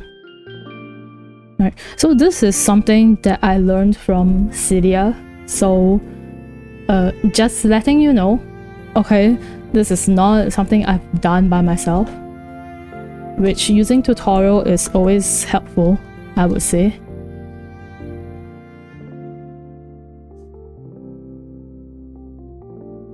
So we're gonna go back.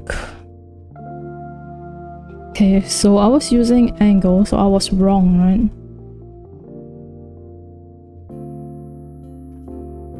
I believe the duration was like 8.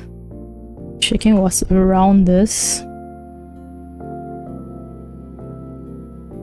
And then we'll add in the angle X og, which is the movement. And you can see like it doesn't move that much. You're gonna have to increase the output. Alright, which you can do by clicking increase output. And then it would increase the output to like 100. I usually prefer my scale to have like full numbers, so I would just do that. So you can see like when you do this, right, what you have rigged, right, you have rigged further than what is being shown when the character moves. This is so that your physics kind of have that little bit of bounce when your character moves, which might not be too obvious when you see the people use the model, but it's there, right? It's kind of there. So at this point in time, I usually would look at how she looks using this augmentation, and then I would either adjust the angle X and Y a bit more so that she looks better, or just depending, right? So since we have the angle face X and face Y done, I forgot the face Y. If you're doing without the augmentation, then you don't have to worry about any of this, I would say. Okay.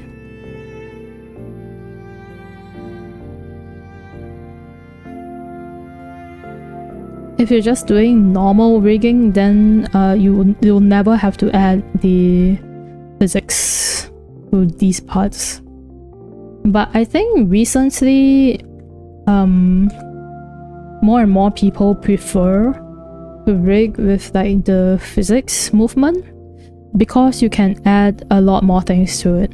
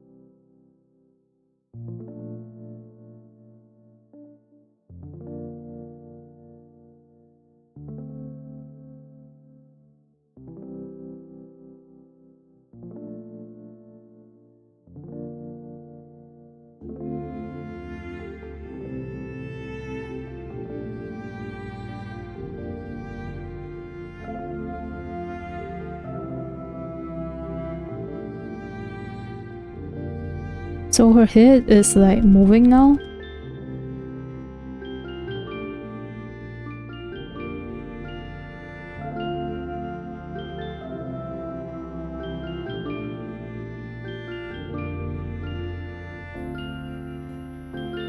So I can tell you that right now I don't really like how the nose highlight looks, so I might go in and edit that. Because I don't think it looks nice.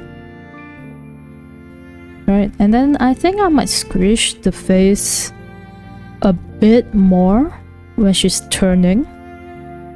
Because right now, using the physics movement, she doesn't turn that much. She doesn't turn as much as I'd like her to turn. So we would go in and try to squish a bit more. Right, so that she can turn a little bit more, I would say. So usually it's all about these kind of adjustments. And if I'm going to adjust her, right, I usually don't like recopy the eyes.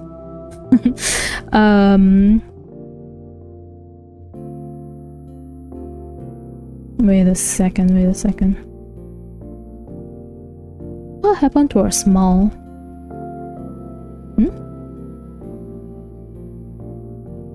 Her smile is gone for some reason.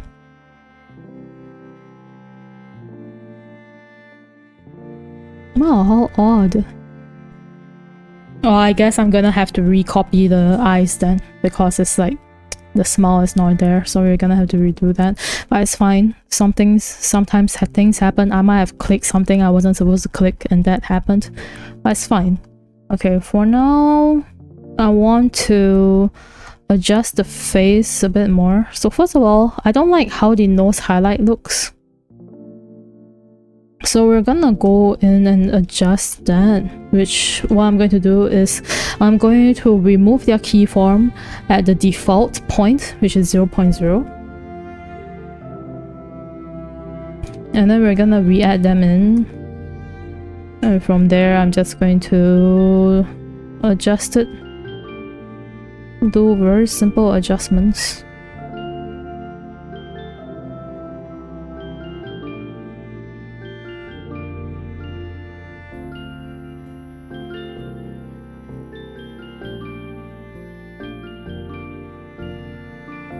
Wow, very loud motorcycle. Okay.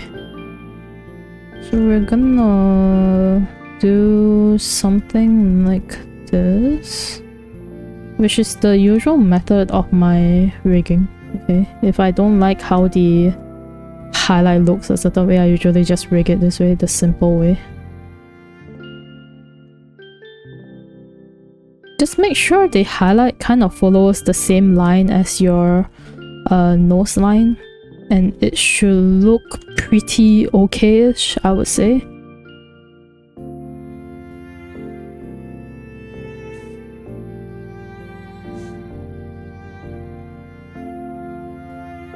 And then you can see that it's following here, but it's not following here, so you just adjust it accordingly.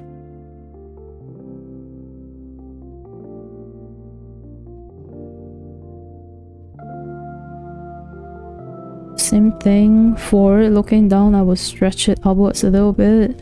Forward looking out, I would squish it downwards a little bit.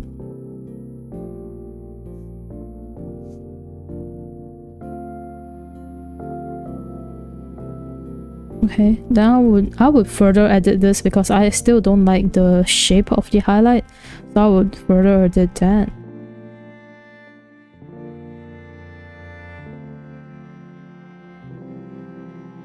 I think it's too stretched out at this part and too squished in this part. Which is kind of what happens a lot if you use the temporary path deform tool. Okay, this does tend to happen.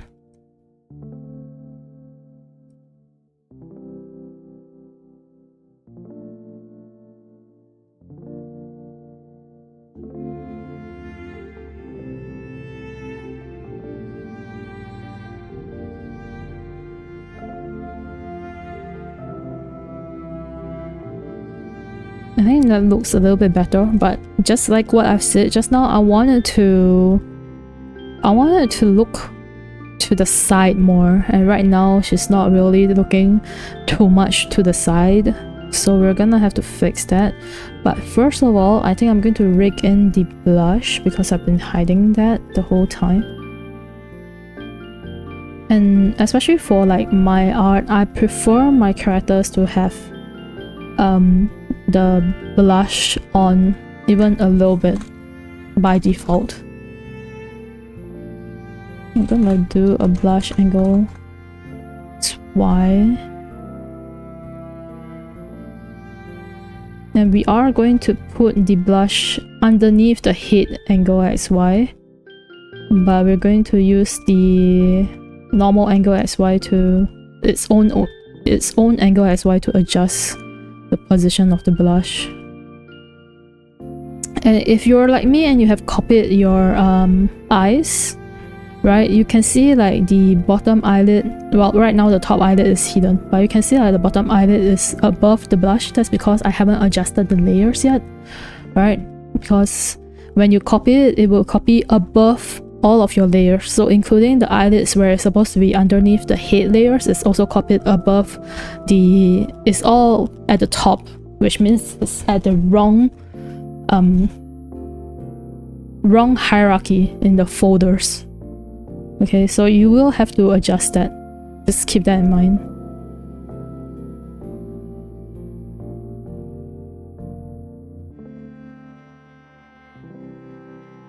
So I think this looks good for the angle blush.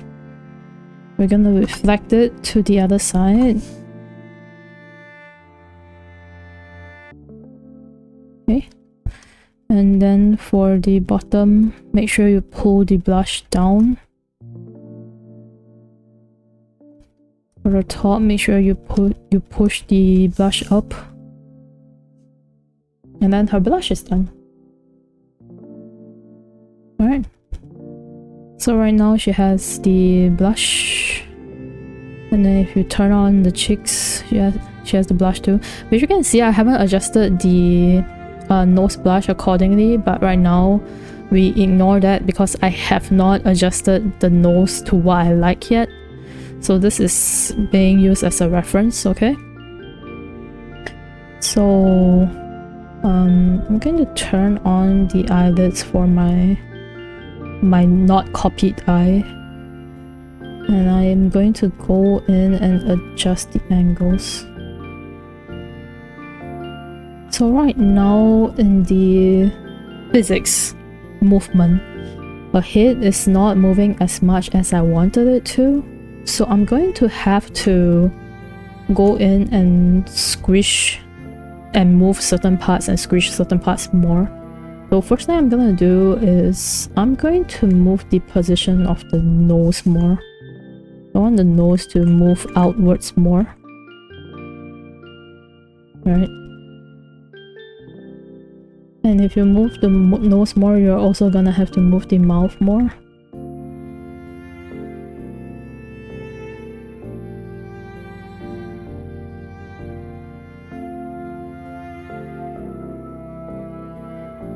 So now the mouth and nose should move outwards a little bit more compared to before. I am not able to show you a before and after of this, but you should be able to tell a little bit. I still want it to move out a bit more so that it shows a little bit more in the physics movement. So I'm going to exaggerate it way more, okay?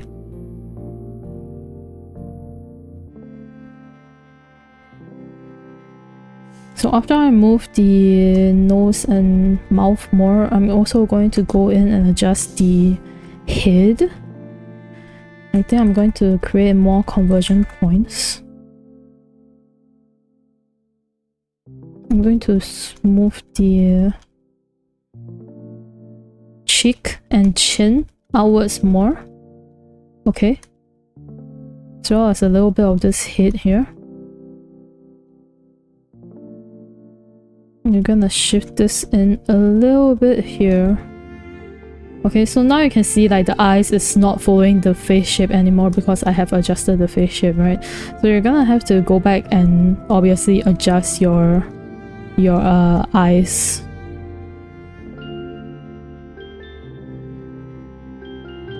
If you don't mind how little that her head is moving beforehand, you can just stop there. You don't have to exaggerate the movement that much. I personally just prefer her to be able to move like quite a little bit more. That's why I'm going in to adjust these things. Alright, I just want her to be able to move more.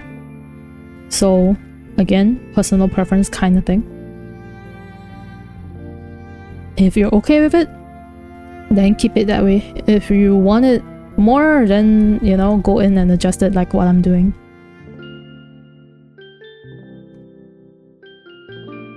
I'm going in to adjust the mouth a little bit as well.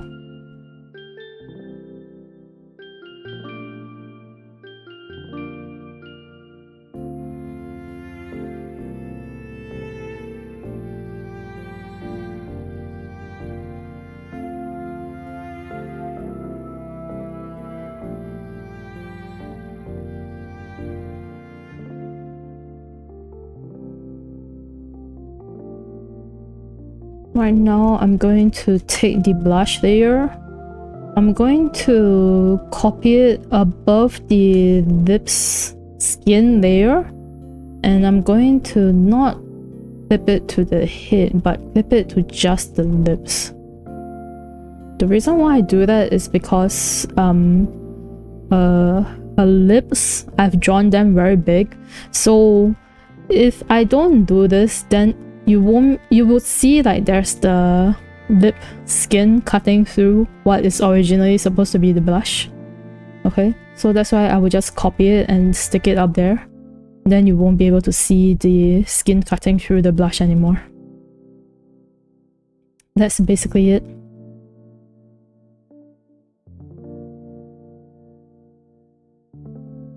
Okay. So right now we're gonna go in with the eyes. We're gonna move this in a bit more.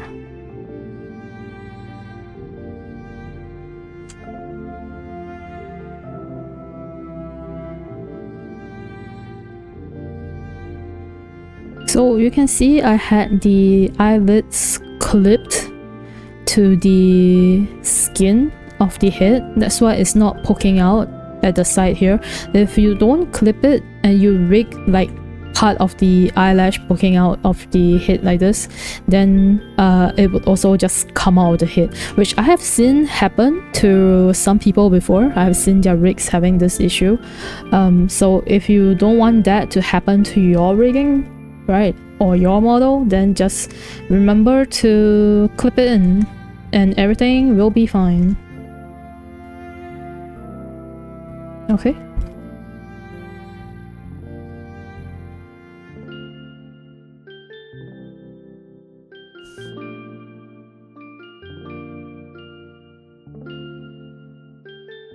So right now,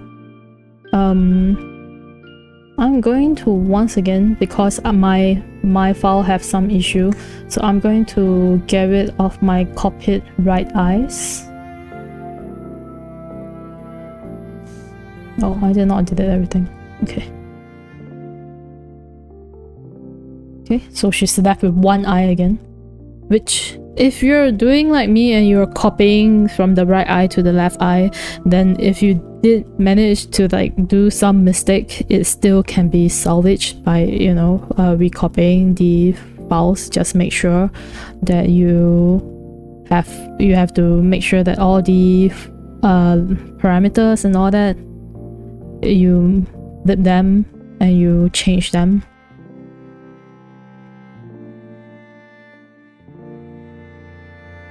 Okay, right now her nose is not moving upwards when she's looking up, so I'm gonna have to edit that. Right, her nose is not moving.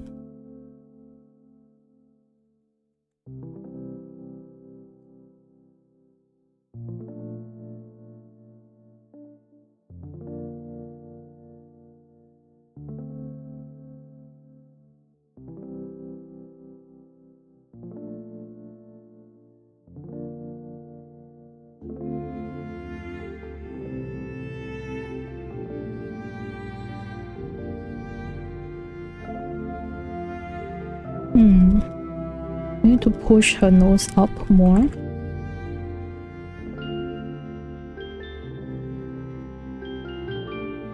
So sometimes it can be a little bit hard to see how much more movement you need until you actually like look at it fully. Like right now I'm looking at it inside this physics viewer. Right, you can also, this is something that I do, I would always do some random posing. Because when you play around with it by yourself, you kinda are controlling it, but when you do random posing, it really just moves the model randomly, and sometimes you might be able to catch a few mistakes here and there. The easiest way to catch mistakes though, however, is if you play with the model yourself. So you after you finish rigging it, you put it inside VTube Studio or whatever other tracking software you're using, and then you keep on using it to track, and then you watch it, and you might be able to catch mistakes.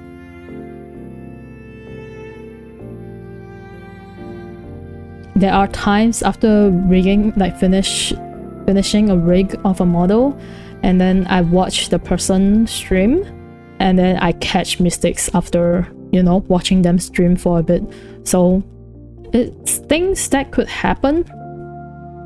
Okay, which is why usually after you finish a rig for somebody, always make sure to ask them to play around with it. Ask them to check if they spot any mistakes or whatever.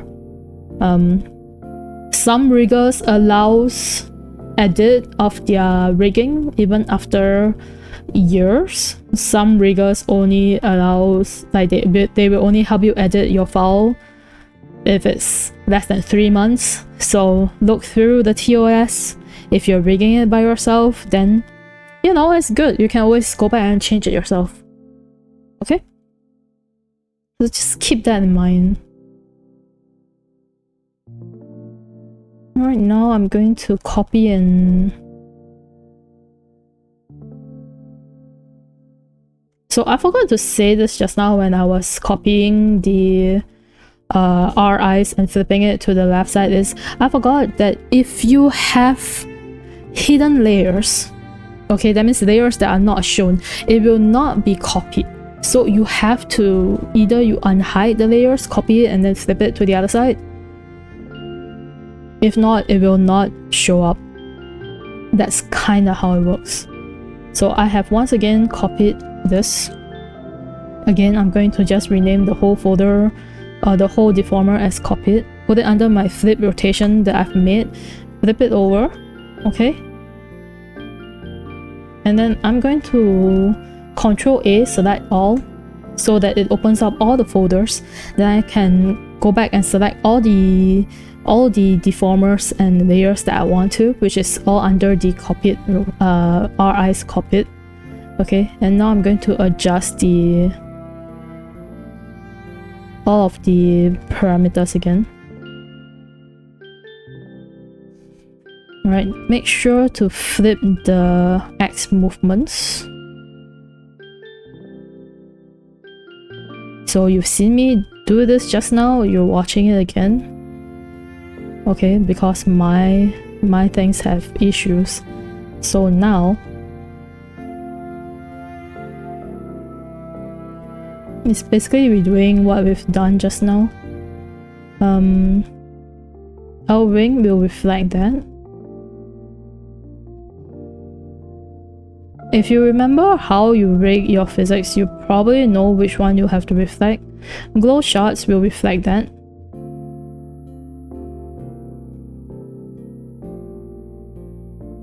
It's wrong buttons.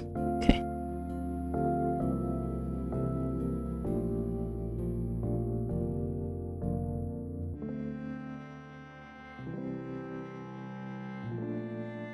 Global physics 2 will reflect that.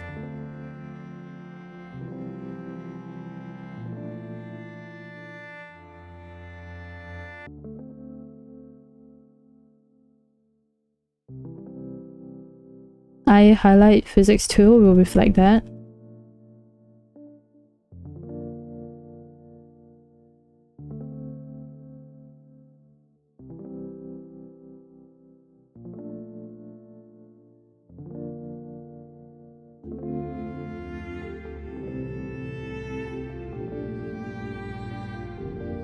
need to stop clicking onto the adjust.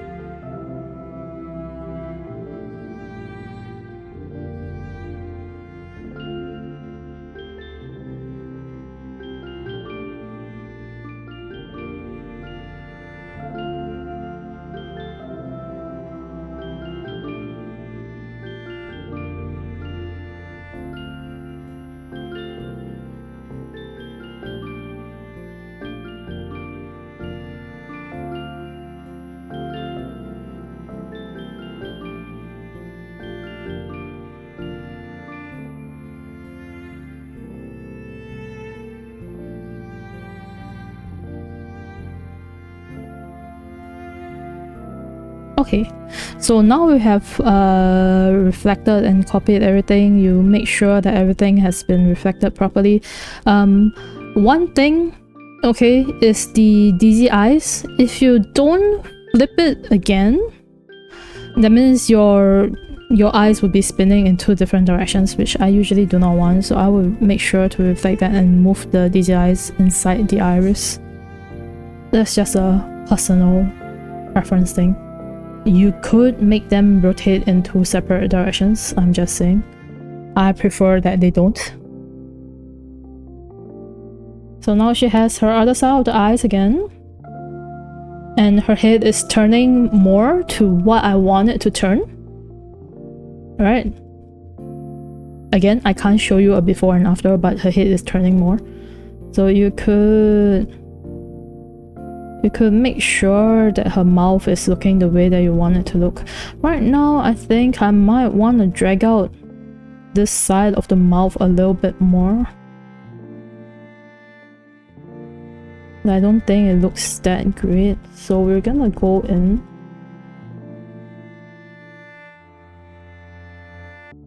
Make sure that you open the mouth. And I'm going to adjust the mouth shape a little bit more. I want this inside a little bit. Want that move out a little bit. And I want this to move in a little bit.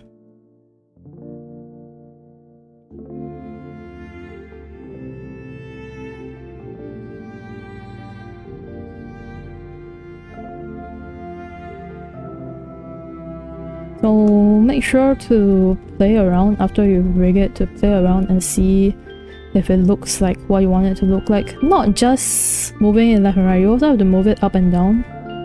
Like right now, I think the opening of the mouth is a little bit too high up when she's looking downwards. And her mouth looks okay when she's looking upwards. But when she's looking downwards, it's too high up. So we're gonna go move in. Okay, I like it when the mouth is closed. I think that looks fine, right? But when she opens her mouth, right, then it's too high up. So that's when I will go in and select probably the top part of the mouth, right, and then try to adjust it. I could close it down a little bit from here. I could also use the points here to move it downwards.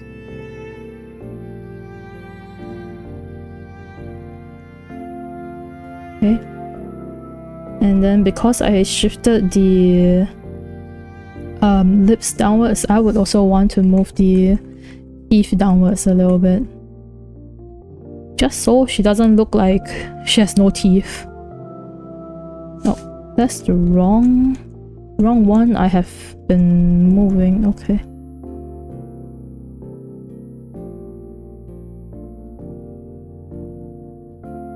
We'll move this down.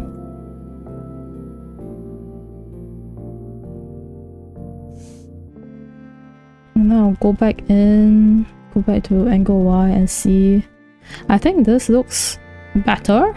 Okay, something's happening here. The lips is going haywire there.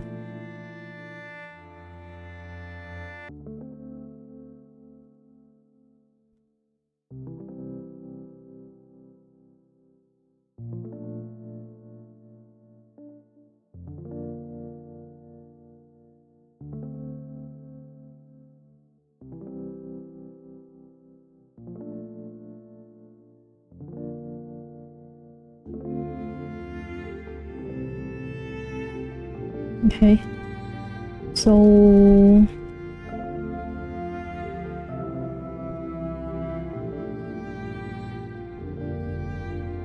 I think she's moving okay now. Now, one thing you have to remember to do is scroll up to where you have copied your RIs, right? And then you have to look for the eyelid, top lid, bottom lid, all that, and then remember to shift it down to where the head angle is. Okay, just so that the blush will show up on top of them. If you don't have this eyelid thing, then you probably don't have to do it. The other way, if your eyelid is above the head and the blush, is you can just copy the blush and clip it onto the eyelids itself by shifting, you know, like what we did for the lips just now. You can do that too, okay? Either way works. For me, I prefer to just shift the lids down. I also prefer to select all of my copied eyes. Right, so all the way until this is my copied eyes, not the lids, okay? I would make a folder here, and then you can either call it R eyes copied or left eyes. Doesn't matter which one. I usually just put it as R eyes copied. Okay, and then I will shift it above the R eyes folder. So we can delete this reference image. Don't need it anymore. Okay. So that's what you have right now. And she's moving. Oh, her head is moving. Right? So, done. You don't have to worry about the facial physics anymore. Okay, that's why I put it at the lowest, because we're doing that one first.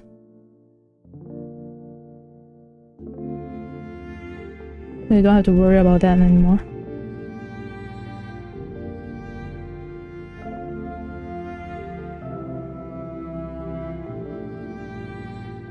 Okay. I think that's pretty good for today. We did cheek puffs, we did the eye physics, and you know, the face angles and stuff. So I'm going to stop here for today.